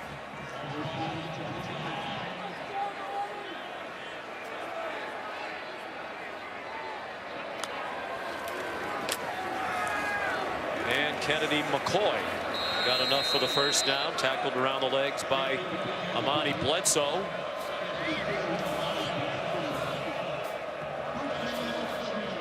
Bledsoe's played a lot of snaps for this defense. He and Kenneth Mann, the 2 defensive ends, have played virtually every snap this season so far. Not a lot of depth at that position.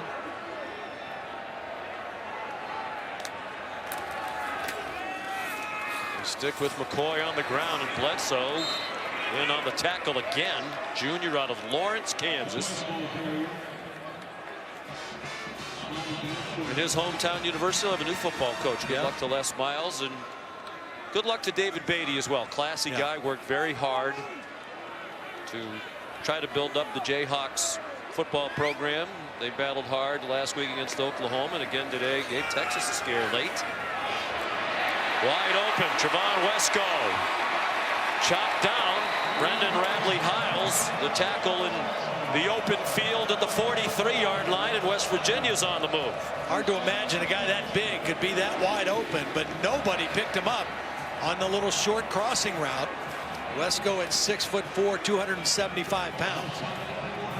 24 catches this season.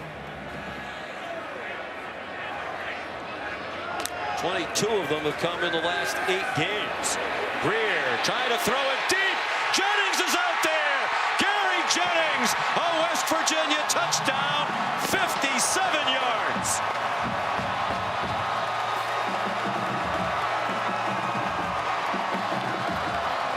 Greer took a shot right as he was throwing this from Bledsoe, but he hung in there to the last minute to make this throw, and he got plenty on it for Jennings in the slot. Little stick move and then ran down the seam. And a beautiful throw by Will Grier. Brendan Radley-Hiles, the strong safety, the true freshman, was beaten on the play. But credit Will Grier for hanging in there under pressure and making that throw. What a big play in this game. That interception thrown by Kyler Murray was. It looked like Oklahoma was about to go back up by 2 scores. But instead, the defense got it back for the Mountaineers, and Will Grier took them down the field quickly. In his final home game, he finds Gary Jennings, and we're tied at 35.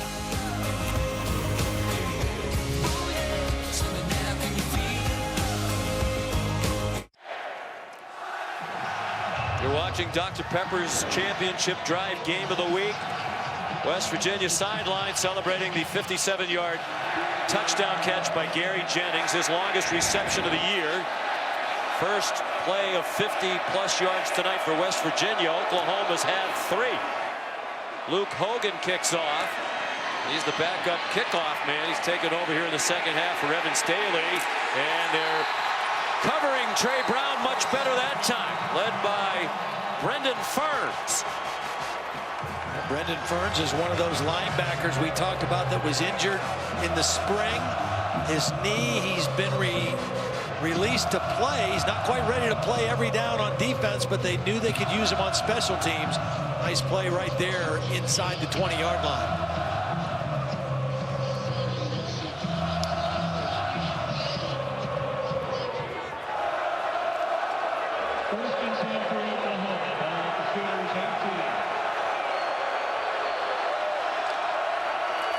Kyler Murray on first down, gives it to Kennedy Brooks.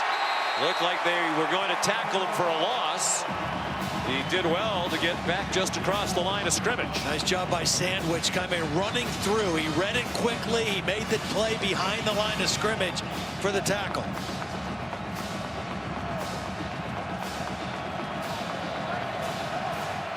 It is 40 degrees with the wind chill. It's in the mid-30s right now here in Morgantown. Under 10 minutes to go, third quarter. The winner to the Big 12 title game next Saturday to take on Texas. CeeDee Lamb, a nice turn up the field after the catch. And he's across the 40-yard line with a 24-yard gain. Josh Norwood in coverage, and he gives him the cushion, and then you can't miss this tackle. If you're going to let him make that catch on the sideline, you better go and make a sure tackle on the sideline. Slid right by him, and Lamb added about 10 yards after the catch. He came in averaging a ridiculous 8.8 yards per play for the season. Here's Murray.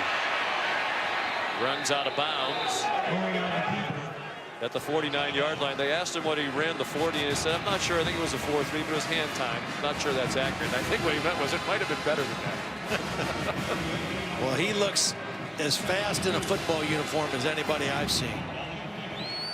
He can really scoot. Like possibly his last year of football. Most of you know, a first-round pick in the June Major League Baseball draft this year, the 9th pick overall by the Oakland A's, a $4.7 million signing bonus. Zach Sandwich chops him down again, but Kyler got the first down to the Mountaineers' 45-yard line. Yeah, this is a design quarterback run. They're going to pull the tackle and lead on it. Again, that's Bobby Evans. And if not for that shoestring tackle, it would have been a bigger play.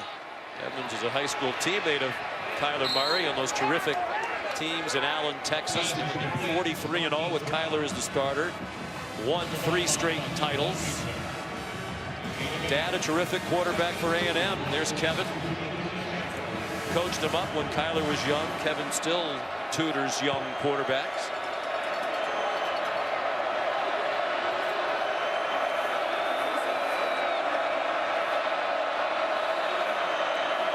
Second and 2.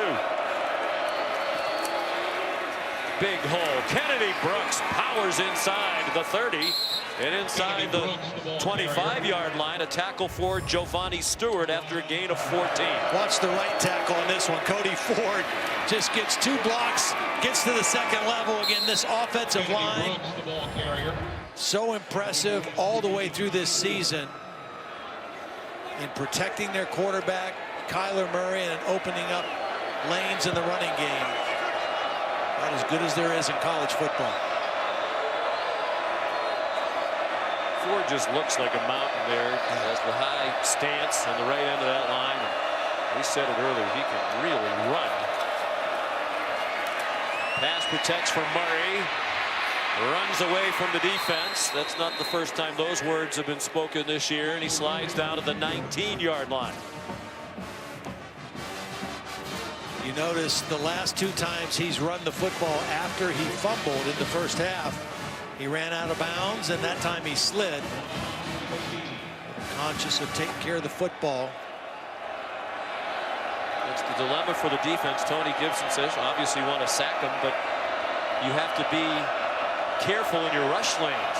The fine line between going after him hard, but then running the risk that you give him a running lane to take off through. 2nd and 4, 7 minutes to go, 3rd quarter, tied at 35. And Murray threw it away. General direction of Carson Meyer.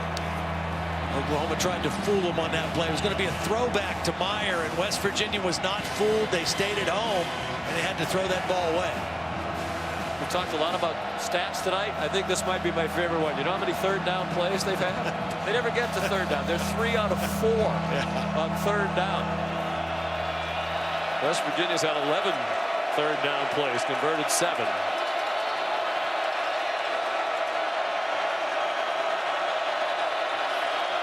Oklahoma has not punted in this game. They're in field goal range, certainly, on 3rd and 4. C.D. Lamb stacked up a yard short. Well, we've seen Dana Holgorsen, as he said he would, aggressively go for 4th downs, and doesn't look like there's any hesitation from his good friend on the other sideline, Lincoln Riley. These 2 head coaches work together as assistants at Texas Tech. In fact, Dana Holgorsen invited Lincoln Riley over for Thanksgiving dinner last night, but Coach Riley had too much to do the night before a game. 4th and 1. Oh, they moved. Movement on the left end of the line. It's Carson Meyer. False start. Offense, number 45. Wow. 5-yard penalty. And now Lincoln's going to kick it. That is a big penalty. Under center. They have not been under center hardly at all tonight. Going with a longer count. And the tight end, Carson Meyer, jumps offside. They marched down on their first possession of this half, Oklahoma. And Kyler Murray threw an interception in the end zone. They marched down again. And even if Oklahoma makes this, this is still a win for the West Virginia defense. Seibert, one of the very best in the country, knocks it through from 37 yards. Oklahoma back on top, 38-35.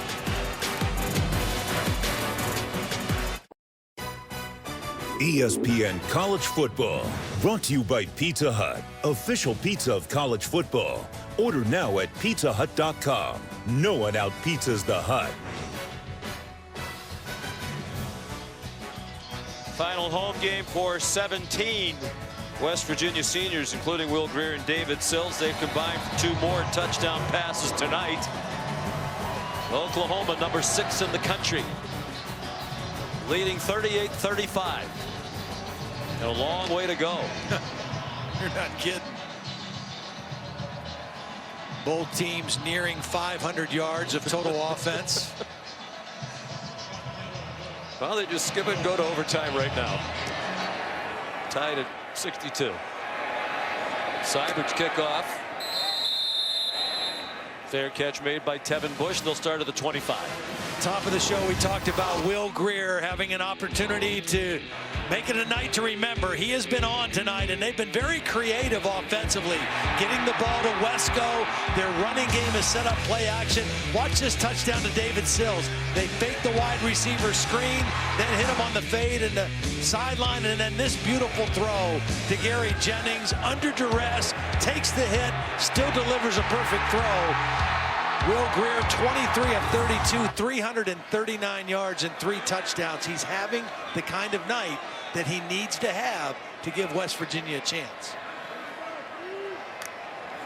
And I think injecting himself right back into the very serious part of this Heisman Trophy situation. Martell Pettaway ran for about 8 on first down. Todd McShay, among the draft eligible quarterbacks, now has him ranked second behind Justin Herbert, the fine quarterback at Oregon.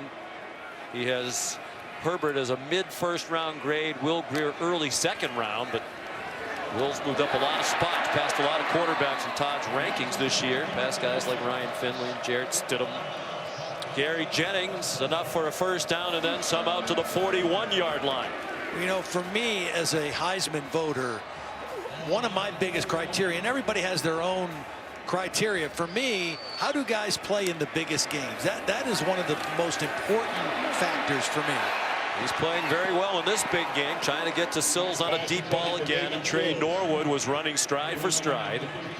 I think Trey Norwood's had a good game. You know, we knew these corners have been picked on a lot this year. Trey Norwood and Trey Brown, two sophomores that both are talented guys. They're not as big, but I think Norwood has really played pretty well tonight.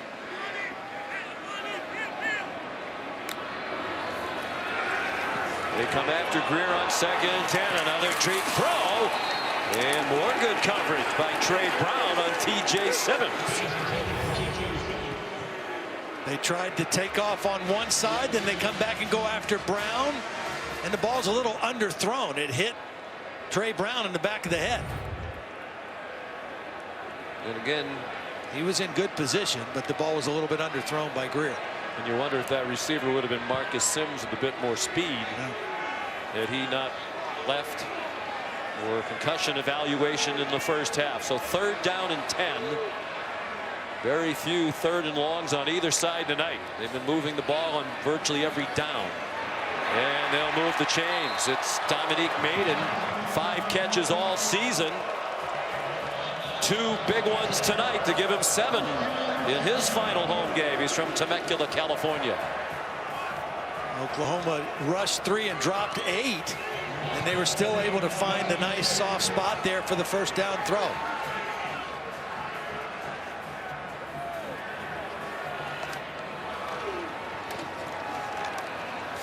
Pettaway stopped immediately by Curtis Bolton, the 5th-year senior, who's had a tremendous final season for Oklahoma, averaging 10 tackles per game, 3rd in the Big 12 and 23rd in the nation. He was essentially a special teams player prior to this year.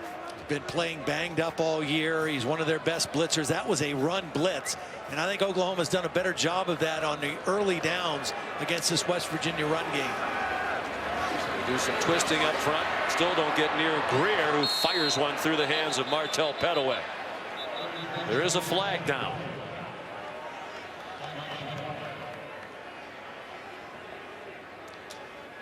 I think they might get Yodny Kajust again with the hands to the face on this one.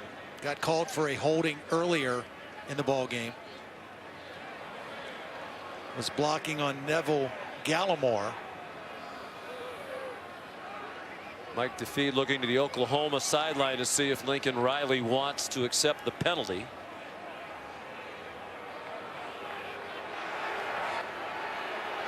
Personal foul, hands to the face, offense number 55. It's a 15-yard penalty, replay 2nd down. Here he is right here. It's going to be a stunt, and Gallimore is going to come to the outside, and that's who Kajust is going to end up blocking. And he got his hand right there in the face. He actually grabbed the face mask. Well, 2nd and 25. Quick pop to TJ Simmons, and he's tripped up by Brendan Radley Hiles, true freshman out of Inglewood, California, a top prospect offered by Clemson, Florida State, the 2 LA schools, UCLA and USC, among many others. Third down and 18.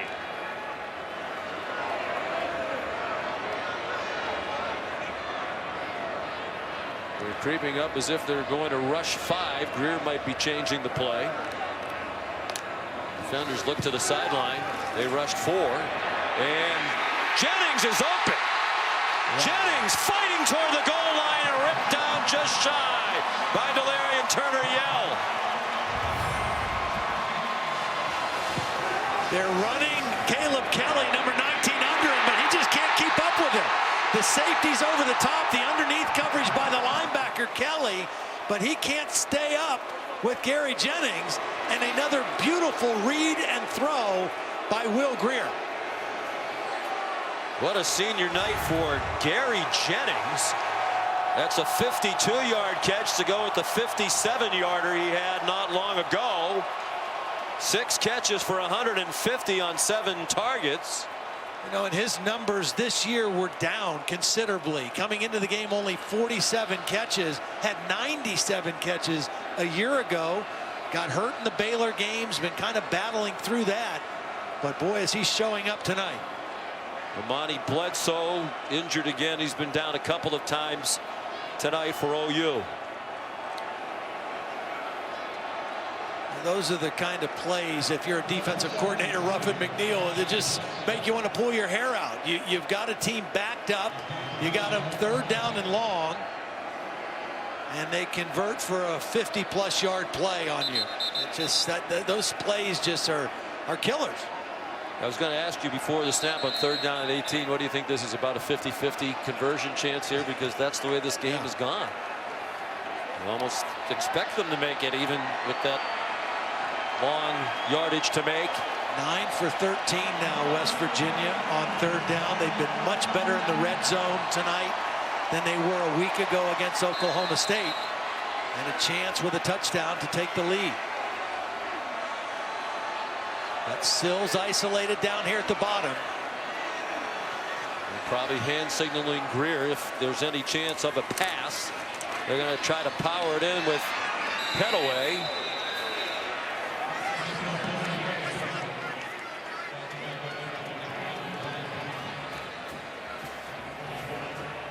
West Virginia trying to reclaim the lead. Dana Holgerson's squad led a couple of times in the first half, 7-0, 14-7. Little confusion personnel-wise for West Virginia. Letty Brown now in, Pettaway out. At first, it looked like both backs were going to be in the game. Well, plenty of time on the play clock, 10 seconds. Under 2.5 to go, 3rd quarter. Letty Brown lowered his head, and he did not get in.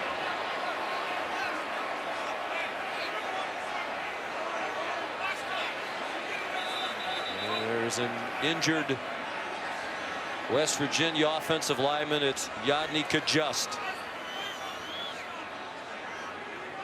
Another 5th-year senior. I mentioned 17 seniors. 10 of them are 5th-year players. Well, remember Kelby Wickline, who was the swing tackle who actually started tonight's game at right tackle, went out with a lower leg injury in the first half. He would be the guy that would replace Kajust if he was able to do that. If not, they might have to make a few other adjustments to this offensive line. There's Isaiah Hardy, who's a guard, ordinarily the starting right guard the last 6 games prior to tonight. Lost that spot coming into tonight's game when they moved Colton McKivitz from tackle to guard at the beginning. The other thing about Kajust, and we hope he's okay, but he is the best pass blocker, and he protects the blind side of Will Grier. And Will Grier having an enormous night tonight. But that is a valuable part of their pass offense at left tackle. It's his last college game, and here's another guy they think has an NFL future. Jake Spavital told us he thinks could just be a 2nd or 3rd round pick. Hasn't played a lot of football.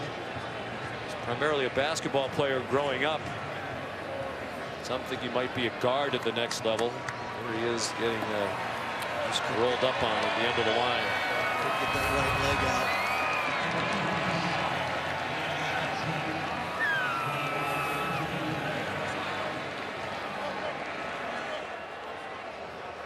That does not look good, obviously. Walking very slowly and gingerly to the sideline.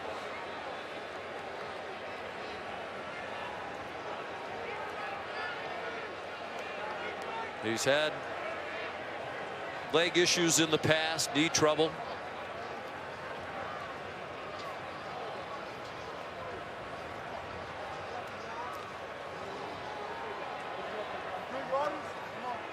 I don't know that his absence will necessarily make that big of a difference on this play, particularly if they want to run on 3rd down inside the 1.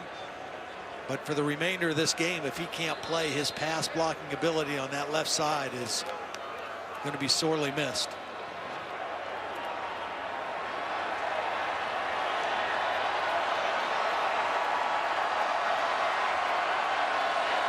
Third down and goal from inside the 1. 2:10 to go. Oklahoma by 3. Chase Burnt, number 76, is playing left tackle right now. He's been almost exclusively a guard this year. Greer. Touchdown. Looked like he might have bobbled the snap momentarily from our vantage point. And he held on and got in. And West Virginia goes back on top with 1:52 to go in the 3rd. Well, watch West go. Instead of being a lead blocker, he's a lead pusher on this play.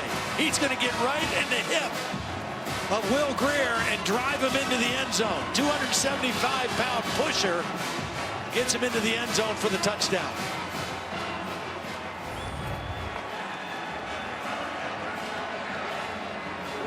Greer's 3rd rushing touchdown of the season. Here's Evan Staley, who's never missed an extra point in his career. Ooh. Almost the unintended announcer whammy. Not a big believer in that. Just inside the left upright for a critical extra point that gives them a 4-point lead. 3rd down and long. Will Greer on the money to Gary Jennings to set up yet another go-ahead score by the Mountaineers.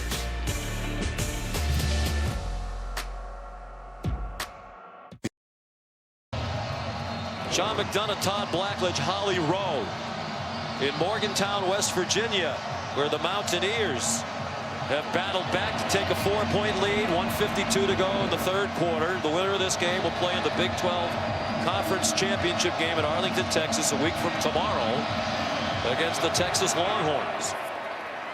Luke Hogan kicks off. And Trey Brown calls for a fair catch. The Will Greer, the touchdown. The Greer family is here. Mentioned in the past, they're not necessarily Will, the biggest celebrity in his family. There's Hayes, brother Hayes. He's 18 years old. At age 15, he was the youngest male contestant on Dancing with the Stars. Brother Nash. There's Nash. You now. I know. That's not a good. What are you doing with the arrows here? There's Nash brushing the back, putting his hood up.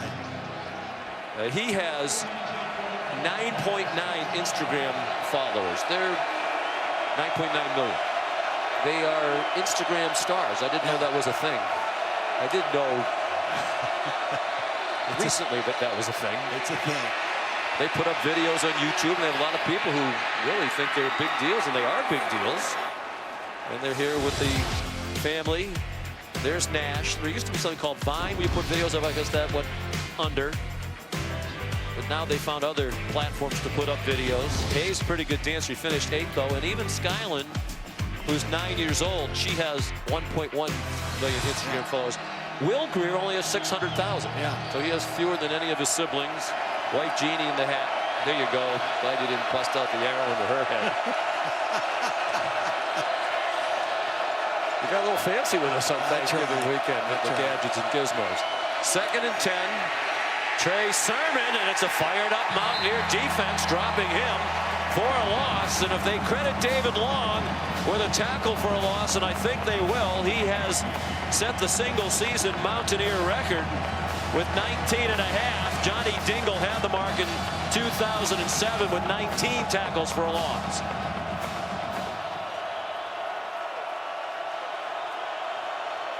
Third down, just a little bit more than 10. Crowd fully engaged, and the Mountaineers want a timeout. You can see a lot of jumping up and down on their sideline. They didn't like the defensive alignment. They know this is a critical play.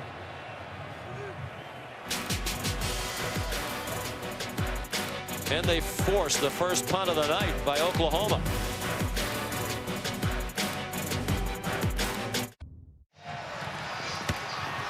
This season, for every field goal and extra point made by participating universities, Allstate will make a contribution to the university's general scholarship fund. Thank you, Allstate.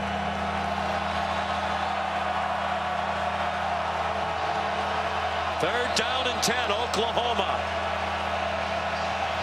No minute 9 to go in the third.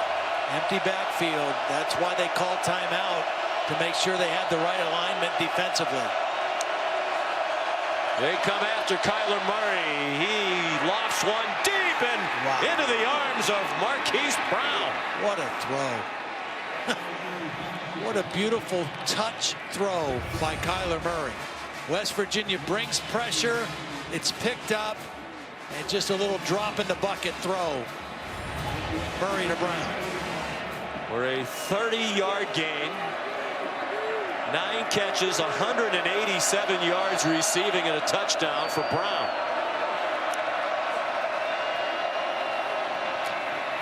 Murray checks it down. Brown not tired. Down the sideline and still going. Breaks a tackle and scores. And Oklahoma reclaims the lead.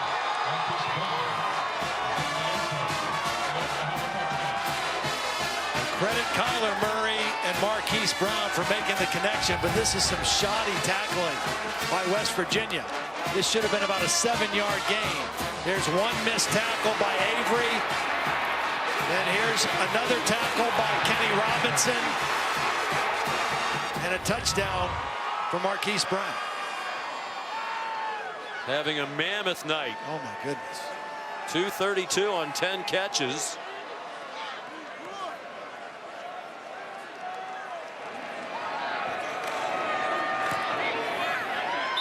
Ten catches, a single game career high for Marquise Brown. He's not yet to his receiving yardage single game high, which is 265 last season against Oklahoma State.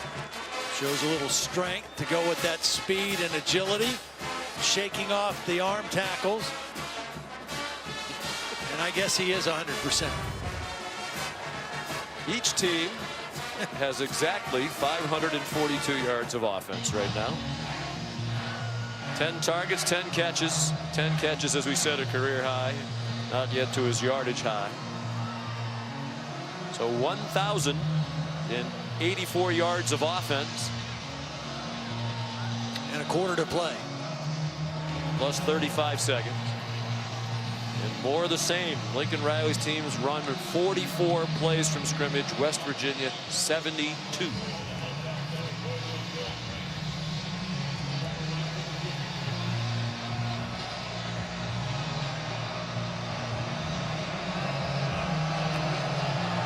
Austin Seibert. And Bush had trouble. I think in panic mode he took off. Not sure if he could doubt it, but the officials gave the touchback to the 25. Recovered in the end zone for a touchback. Some concerns for Dana Holgorsen, Holly, along that offensive line. Well, that's right. They are down 2 starting tackles right now. Yodny Kajest still in the medical tent. They are continuing to evaluate that right knee. But also Kelby Wickline, who started this game at right tackle, has come out in his street clothes and will not return either. So more shuffling on this offensive line. I've counted about 4 different combinations so far tonight. Very unusual. Yeah, well, it looks like McKivitz is going to move to the left tackle spot. And Isaiah Hardy, who has primarily been a guard, looks like he might be the right tackle. And there's Yodny Kajust, the starting left tackle, and one of their best guys up front. So Hardy, ordinarily a guard. No, he's in at guard now. He is a guard. They're just shuffling them all over the place. Quick pop for Trevon Wesco and broken up by Caleb Kelly. So Josh Sills, who is normally the left guard, is now playing right tackle, I believe. You are correct. Chase Burns playing left guard. Greer going deep, and again tight coverage. David Sills had Parnell Motley with him step for step. 2 quick incompletions, and now a 3rd and 10 for Will Greer. Again, this is the kind of game where your defense, you just occasionally want to get a stop or force a turnover, and this could be a huge play right here for the Oklahoma defense. But 3rd and long has not been the answer for Oklahoma. West Virginia 10 of 14 converting on this down. And a man running free. It's Jennings again. It looks like an instant replay. Another long touchdown for Gary Jennings. 75 yards.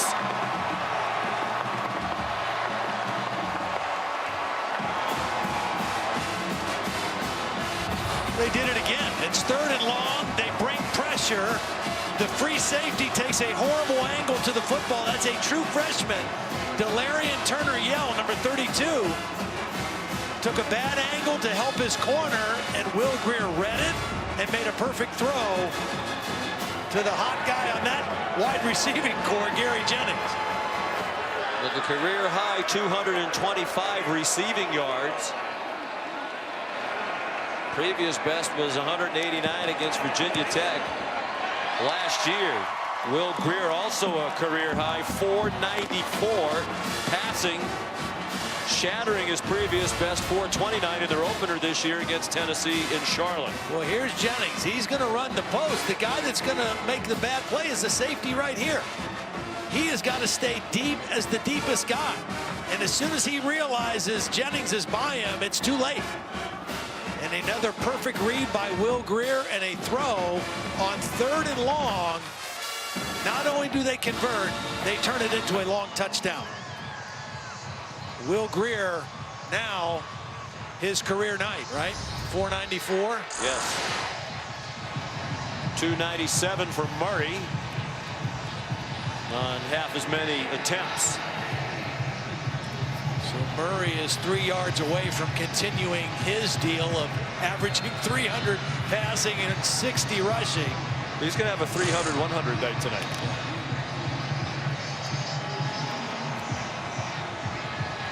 So that revamped offensive line did enough. They clearly are going to get the ball up quickly, but that's really the way West Virginia plays pass offense most of the time.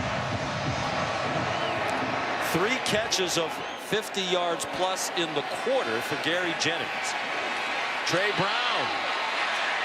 Then feast or famine for him, and kickoff returns here in the 3rd quarter. Josh Chandler leading the coverage.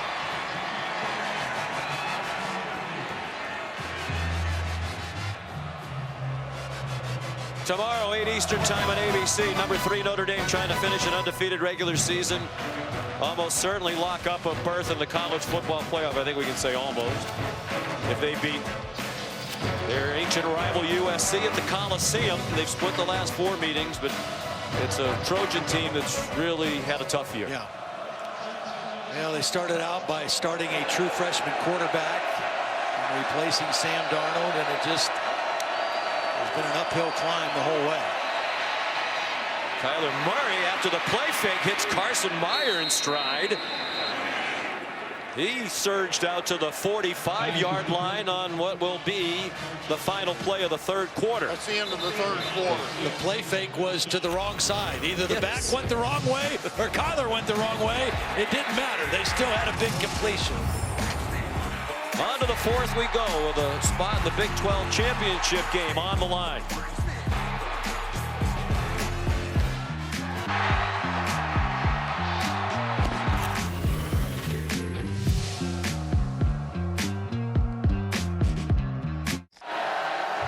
On to the 4th quarter in Morgantown. You're watching ESPN College Football presented by Outback Steakhouse. It's Dr. Pepper's championship drive game of the week.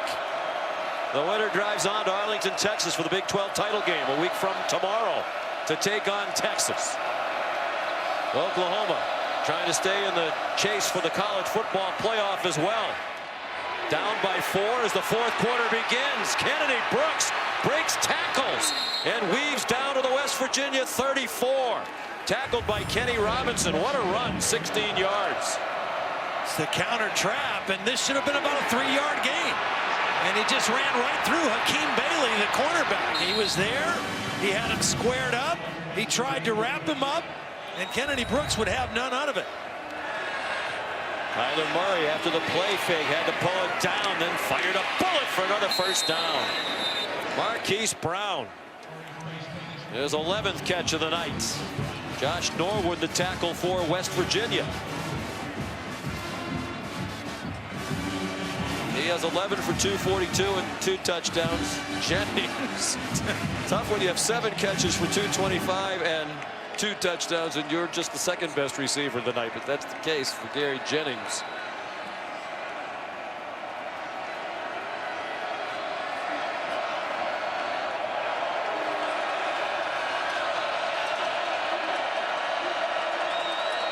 Brooks, the running back.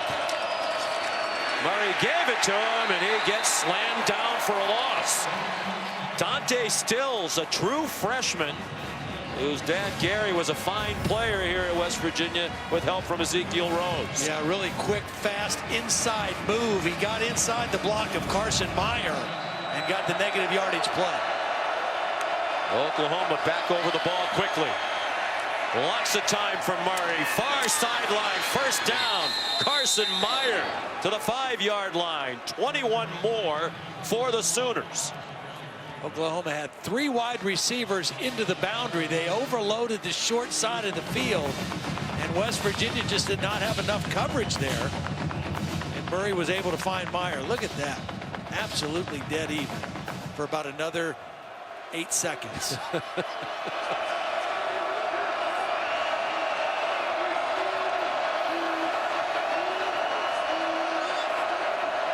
Murray communicates the play.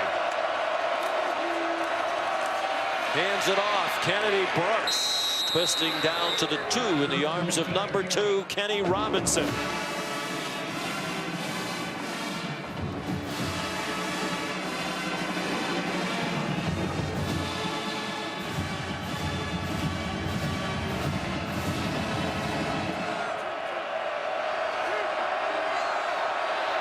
Second and goal as the Sooners try to reclaim the lead.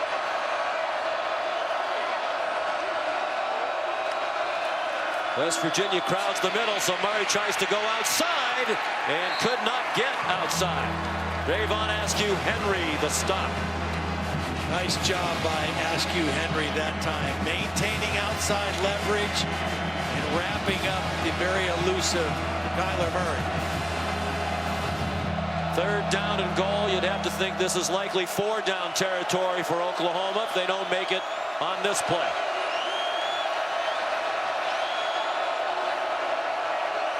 West Virginia crowds the left side of the Oklahoma line with that the strong side of the formation. And Brooks did not go anywhere. Giovanni Stewart led the defensive surge for the Mountaineers, and now it's 4th and goal.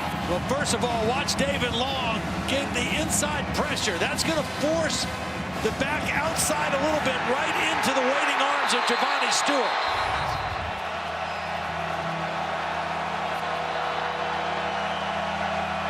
Fourth and goal. They lost a little yardage there. They're back on the 2. I think you got to put Kyler Murray on the perimeter with something here. He goes straight back. He fires wide open. Touchdown, Grant Calcaterra.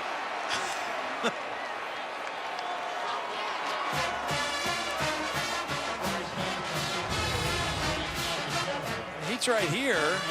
He's a viable receiver in this part of the field, always for Oklahoma, and nobody covers him for West Virginia. That's an easy throw for Kyler Murray, a great read and an excellent call by Lincoln Riley on 4th down. West Virginia thinking run all the way. Kyler Murray threw it for a touchdown. And Austin Seibert adds the extra point. And we wonder if the game would go over 100 points. It's 52-49. It's still 11:19 to go. College football primetime.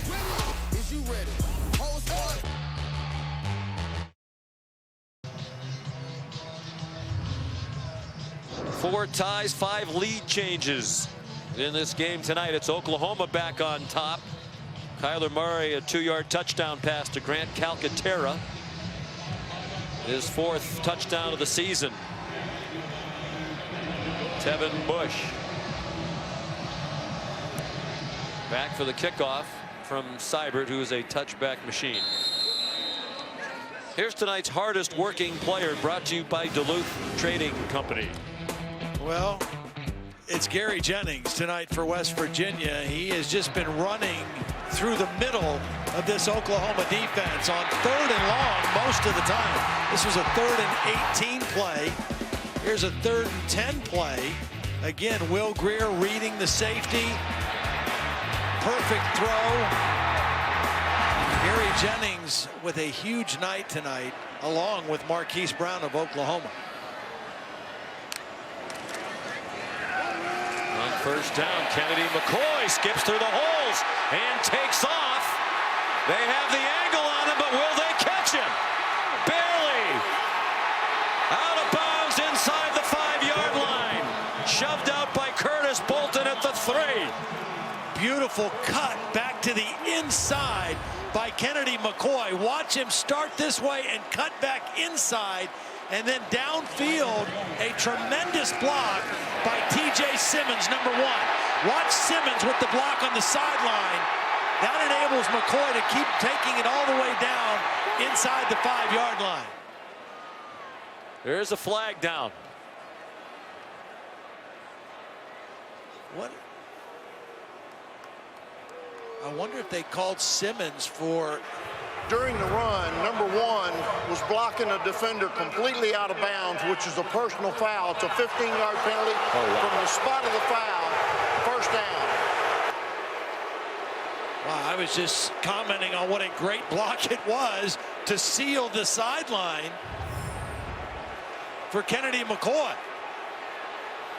It's good, it's good, it's good. I guess at this point he's just got to let go. Well, he does continue to drive him over by the bench. Which there is no need for that, and that eliminates a huge play for West Virginia. 42-yard line. And that started out as a tremendous block by TJ Simmons. And then at this point, just go down and celebrate with your running back. Well, remember earlier in the game on the far sideline when Simmons after the play threw somebody down out of bounds? I don't know if it was Trey Brown in that instance too. I don't know that I've ever seen that call before. Dana Holgerson's irate. Bill Lamagna here in the booth telling us it's a good call. But I'll tell you what, in a game like this, you can't give away plays like that. No, you can't. You can't. I mean, it's a touchdown game. It's a back and forth game. You're down inside the 5-yard line with a chance to hopefully retake the lead, and now you're 2nd and 10 on your side of the 50. These two teams through 3 quarters, 1,151 combined yards, most in any game in the country this year. Deep ball for Sills. They want a flag. There is one. And they get one. Parnell Motley doesn't like it.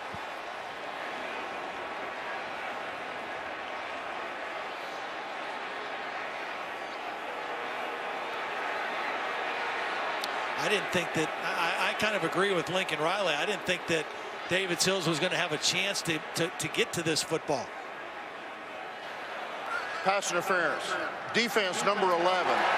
Armbarring the receiver, preventing him from getting to the football. It's a 15-yard penalty, automatic, 1st down. I think that's Mike DeFee's way of explaining why the ball wasn't catchable. The armbar prevented him from getting to the ball. Well, I'm telling you, we did a game last week, and we saw that just about every pass play, and nothing was called. Yeah, they've called it much more tightly. It's a different officiating crew here tonight, obviously. And when we saw in Stillwater, Grier, ball's up in the air, and now loose on the ground. And Oklahoma has it. Curtis Bolton taking off for the end zone. 2nd defensive score of the night for Oklahoma. What a turn of events. A long long run that got them inside the 5. Called back for a block out of bounds. And then Oklahoma scores again on defense. Well, this is a play that Will Grier has got to just realize that the defense won. Go down. He's going to try to throw it away. He's being ripped down to the ground by Kenneth Mann. Ronnie Perkins also there, and then Bolton comes up with it. A 48-yard return. And with 9:58 to go, the crowd stunned. You add that on to the penalty by Simmons, and what could have been a go-ahead touchdown, now you find yourself potentially 10 points down, 2 scores in the 4th quarter. Ordinarily, I would say, Todd, in a game like this, something like that, let it go, but it was so egregious. I mean, he blocked them all the way over to the bench. Yep. That you're daring the officials to call it. And look how far they go. I mean, he's still blocking. Instead of being in position to reclaim the lead, now it's Oklahoma with a 2-score lead. Under 10 minutes to go.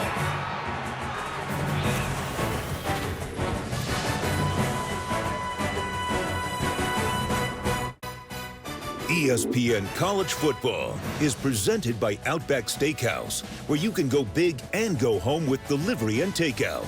And in part by Jiffy Lube. You can do more in a jiffy. Look at some of tonight's action through our progressive pylon camera. West Virginia's world just turned upside down on another defensive score by Oklahoma. Yeah, as good as Will Grier has been tonight throwing the football, 494 yards, a career high. He's had 2 costly fumbles that were both recovered and returned for touchdowns. Another touchback off the foot of Austin Seibert. So a lot of work to do, down by 10. The biggest lead of the night was 14 for Oklahoma at 35-21 in the 2nd quarter. Kyler Murray, 355 yards passing, 3 touchdowns. Only 19 completions for the 355. Will Grier's 28 out of 41 for a career high 494. 4 touchdowns, no interceptions. But as Todd said, the 2 big fumbles. Each team has turned it over twice. Draw to Kennedy McCoy. And the crowd now restless and groaning a little bit of that play call. Tough to get on the offensive coaches when your team has 639 yards of offense and 49 points, but they didn't like that one.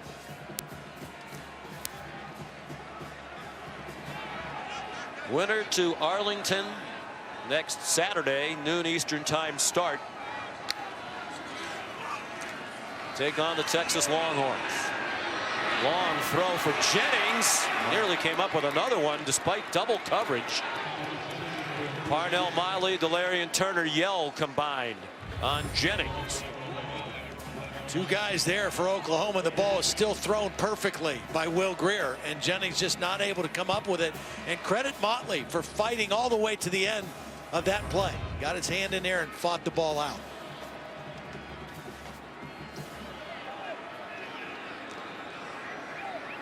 Third down and 10. West Virginia 11 for 13, or for 15 rather, on 3rd downs.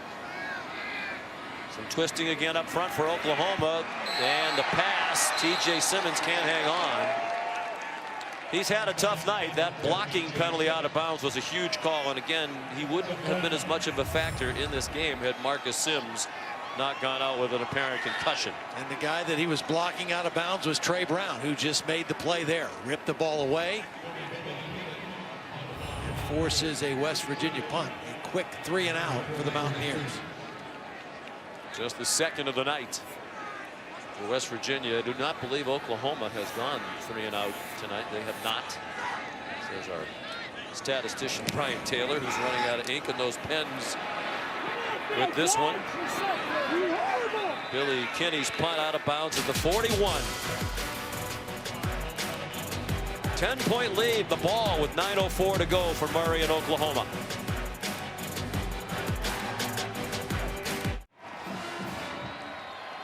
There are the drive charts for tonight's game. Really, Oklahoma's only stopped itself. Tyler Murray lost the fumble, the half ended. Murray threw an interception in the end zone, but the turnovers for West Virginia, Todd, much more costly. Yeah, I mean, both teams with 2, but those 2 fumbles by Will Grier both recovered and returned for touchdowns. Obviously, the difference in the ball game. Oklahoma averaging 11.7 yards per play. They'll improve on that average as Kennedy Brooks gets chopped down across midfield. And for the season, Todd, before that play, for the season, they're now averaging exactly 9 yards per play. That's never been done in the history of college football. No, 8.6 was the best ever by Hawaii. And yeah, they are on pace to shatter that. They have 636 yards of offense now after that 14-yard run. They've actually been outgained by West Virginia by 3 yards. 8.5 to go. Kennedy Brooks.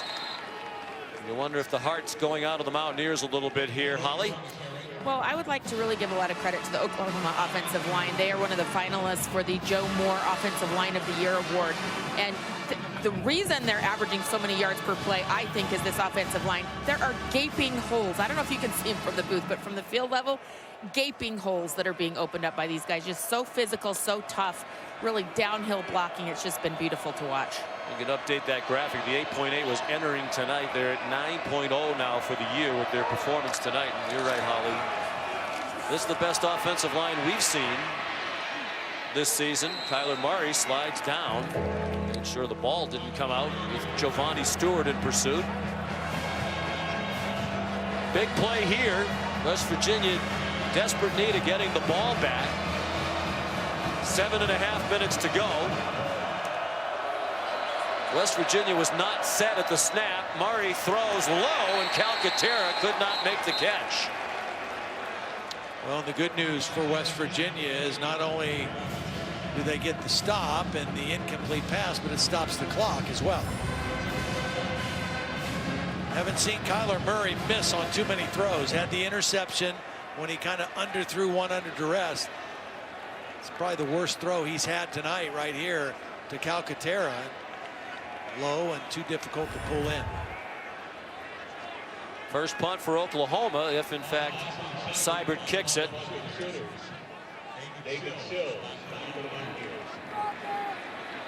David Sills back for the punt. He's returned only 2 this season. Delay a game. Kicking team. 5-yard penalty. 4th down.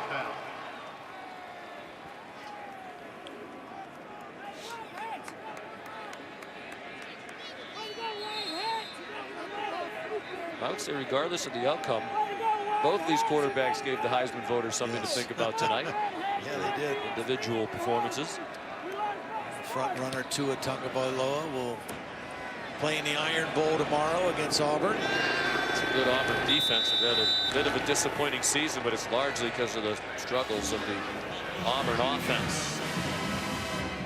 Week 12 Monday Night Football. It's a big matchup in the AFC South. How about Bill O'Brien's Texans? They've won 7 in a row with the Titans in 2nd place in the division. And that's at 8:15 Eastern on ESPN. ESPN Deportes available on the ESPN app. After last Monday night's game, the Rams and Chiefs, this game tonight, those 2 teams will let us down if they don't get it up to about 100 points. That's a lot of pressure.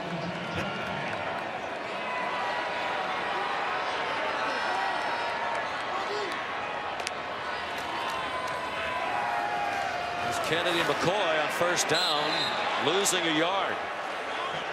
Again, one of the biggest difference I've seen in Oklahoma's defense. And again, this offensive line has had to be reshuffled for West Virginia, but Oklahoma's run defense on 1st down much better here in the 2nd half.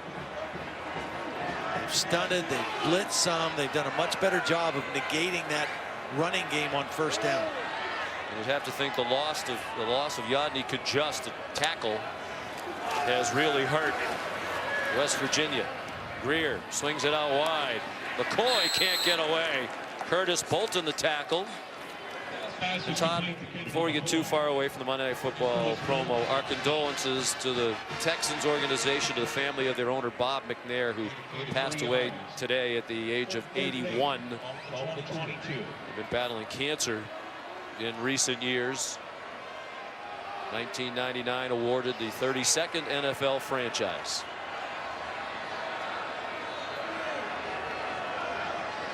Time running out on West Virginia. 6 minutes to go. Down by 10. Greer launches one, and Simmons could not make the catch. This is turning into a night he would like to forget. He had a shot on this one. Will Greer gives him an opportunity. He's working on the short side of the field against Trey Brown. Not able to corral it. Thrown to the outside away from the defender, and Simmons not able to make the catch. In a classic game like this, so many plays, but they'll talk here in Morgantown for a long time about that block out of bounds. Yeah. That wiped out the long run, positioned West Virginia to perhaps reclaim the lead. Moments later, a defensive touchdown for Oklahoma has completely changed this game. On 4th and 8, throwing it up for grabs, and they get the flag. Giovanni Haskins trying to turn back to the ball. Yeah, Robert Barnes was in coverage, and he had no idea where the football was, and was grabbing him the whole way. Haskins didn't even really make a huge effort to go get the ball, but got the interference call anyway. Pass interference. Defense number 20.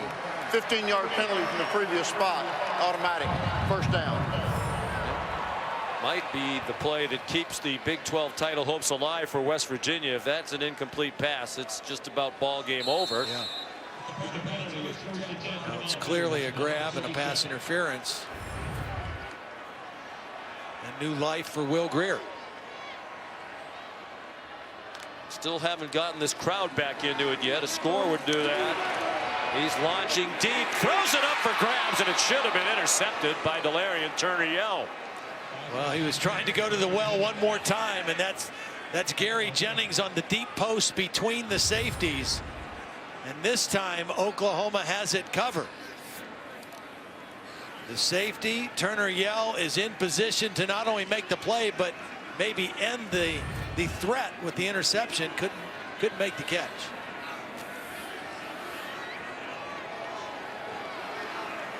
That's what Ruffin McNeil talked about, moving to the next play. Yes, you get it. Drive on. Sills close to another first down.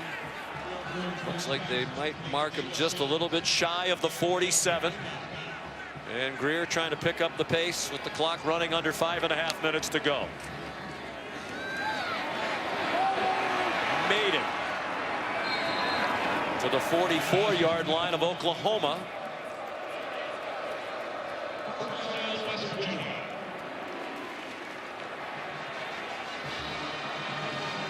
Greer's thrown for 515 yards. Long way from the single game passing yardage mark for West Virginia. It's over 600 yards by Geno Smith. Hello, he's taking a run at it. Sills another catch.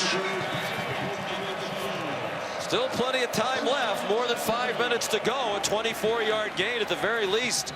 They're in field goal range to make it a one-score game.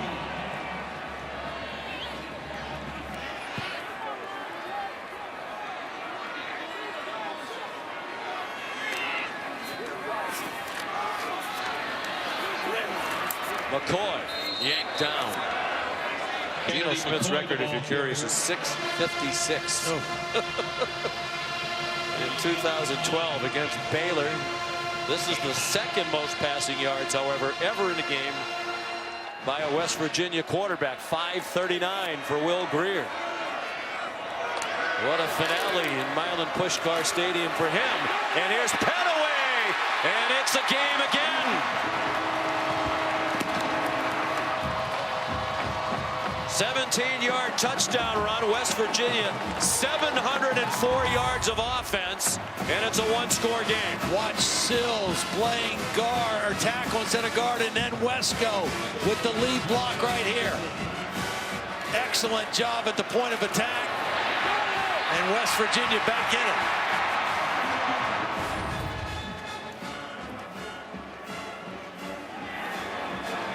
Big extra point for Staley.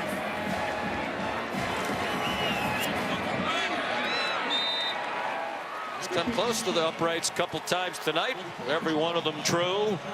And it's a game again.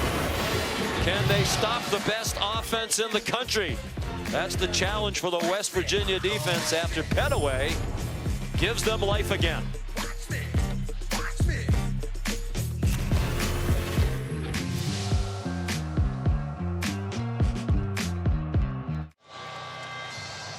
On the Oklahoma sideline during this timeout, Delarian Turner-Yell, inconsolable. He had an interception in his hands that might have sealed the victory. Of course, there was a pass interference call as well on that West Virginia drive that kept it alive on 4th down.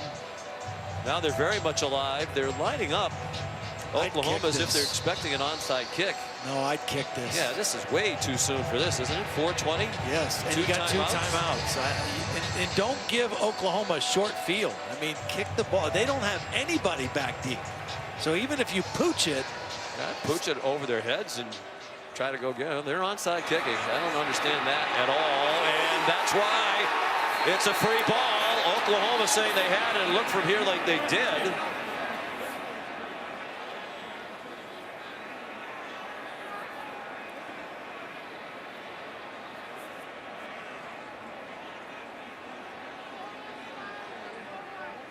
Grant Calcaterra, the latest to come away from the pile. Sooners seem convinced that they have it, and they do.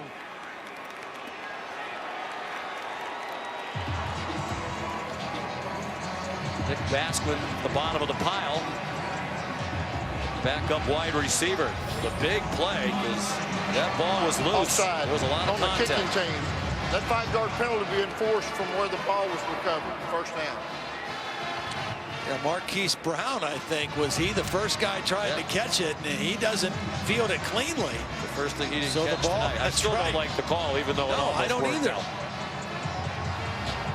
No, I don't either. We've seen this a couple times this season, and if you have timeouts, hope your defense can get a stop with a little bit of field at your advantage. You can only say we're better on defense. I trusted you. It's hard to trust your defense to give up 59 points and made them punt once, but at a certain point you got to hope they can make a play. There's Kennedy Brooks. And you know, it should be brought up and reminded, you know, as we sit here at 59-56, that there was a point early in the second quarter when West Virginia had the ball in the red zone. It was a 4th and 6 play at the 10-yard line, and the score was 14-14. Dana Holgorsen opted not to kick a field goal, to go for it. Will Greer threw incomplete in the end zone, and you know, they stayed right in the game. But it's this is a touchdown game. Yeah. He said to Holly at the half when she asked him about that, this is a touchdown game, not a field goal game. And I'd be inclined to give him the benefit of the doubt on that one. Here's an option look. Kennedy Brooks done such a nice job breaking tackles and making men miss. And here's a critical 3rd down at about a yard from the 37-yard line.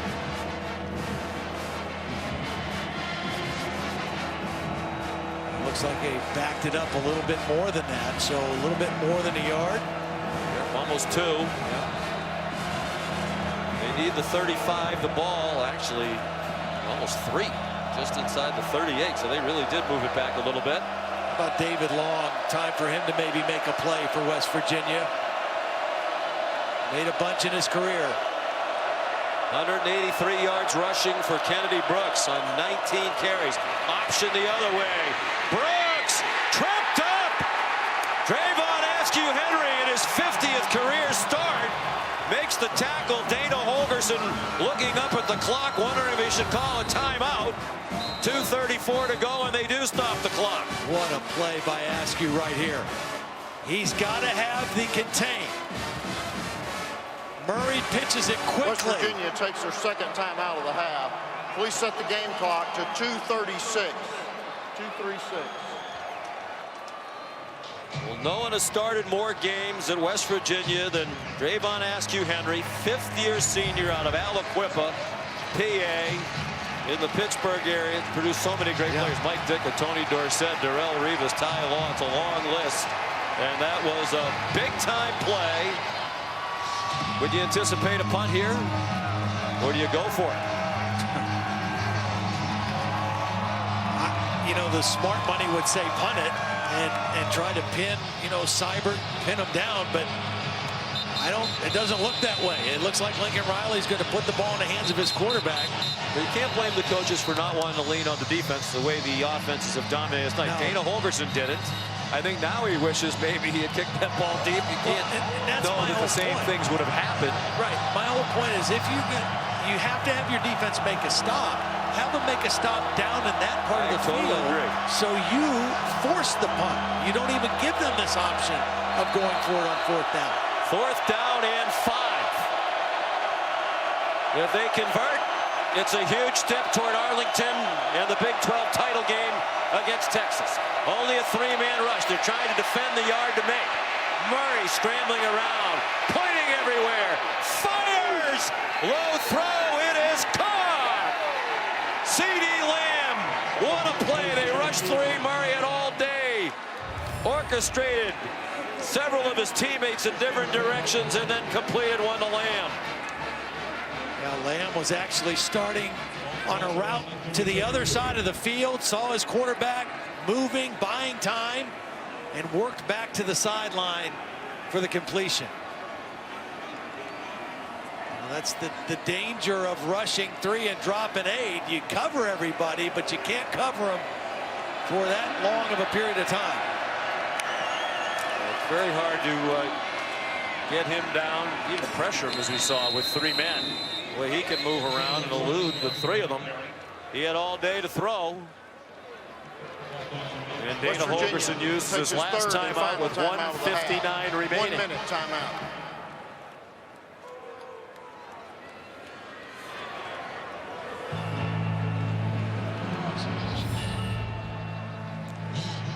Kyler Murray doesn't panic. It's fourth down. He doesn't see anything early. Buys time. Uses that escapability and then finds CeeDee Lamb on the sideline for the throw.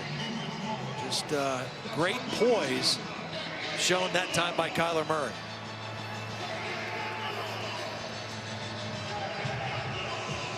West Virginia fans hoping that the Mountaineers would win their first Big 12 championship in their 7th year in the conference. Now realize that their chance of even making the title game very slim. 1:59 to go. 2nd and 9 upcoming for Oklahoma. Well, and for Tony Gibson, the defensive coordinator, this is just another nightmare playing this Oklahoma offense. 2 years ago here, they had 56 points. Last year in Norman, Oklahoma had 59 points and 646 yards. They've got 59 points again tonight, 653 yards. Just a very, very difficult offense to defend. It starts with that offensive line, and last year it was Baker Mayfield doing his magic, and this year it's Kyler Murray.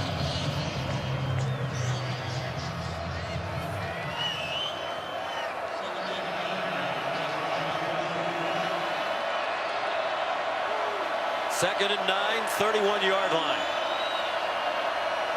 Give Lincoln Riley credit. Went for it on fourth down. Here's Murray. Murray slides down alertly, got the first down and stayed in bounds. And that should just about do it.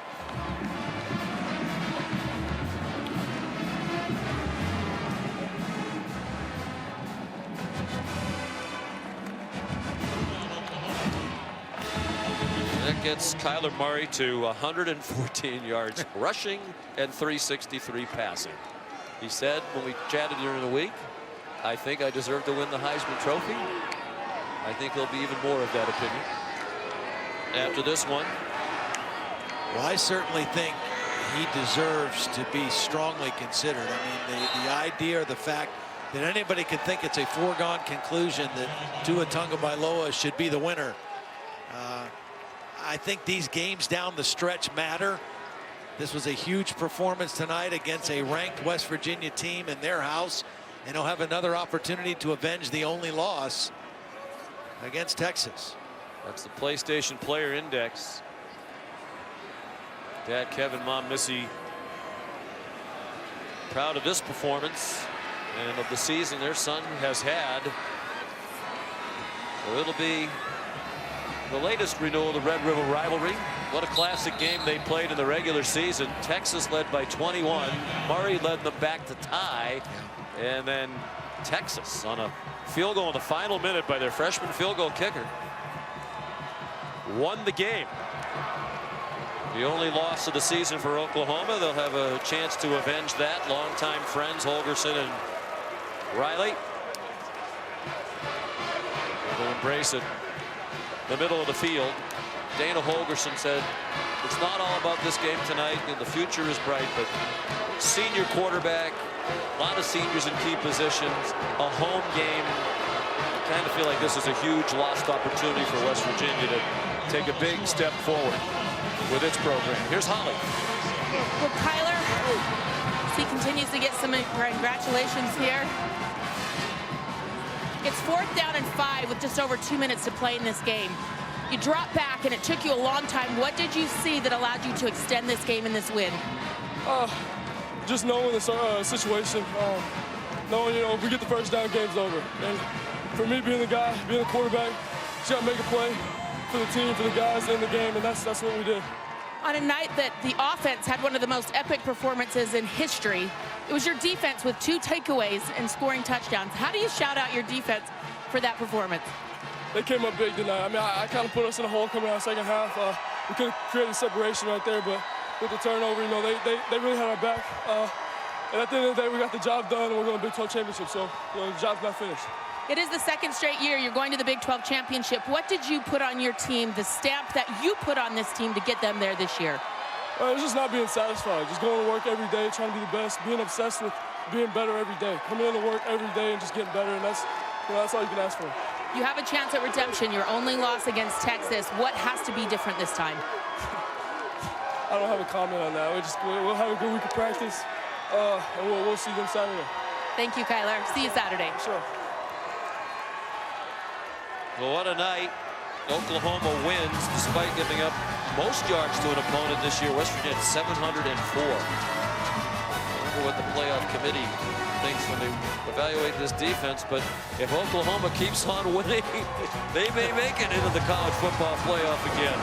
Even with this defense, they've now won 4 straight games and giving up more than 40 points. Oklahoma and Texas will be there next Saturday in Arlington for Todd and Holly, our great crew. Sean McDonough, so long from Morgantown, now Sports Center.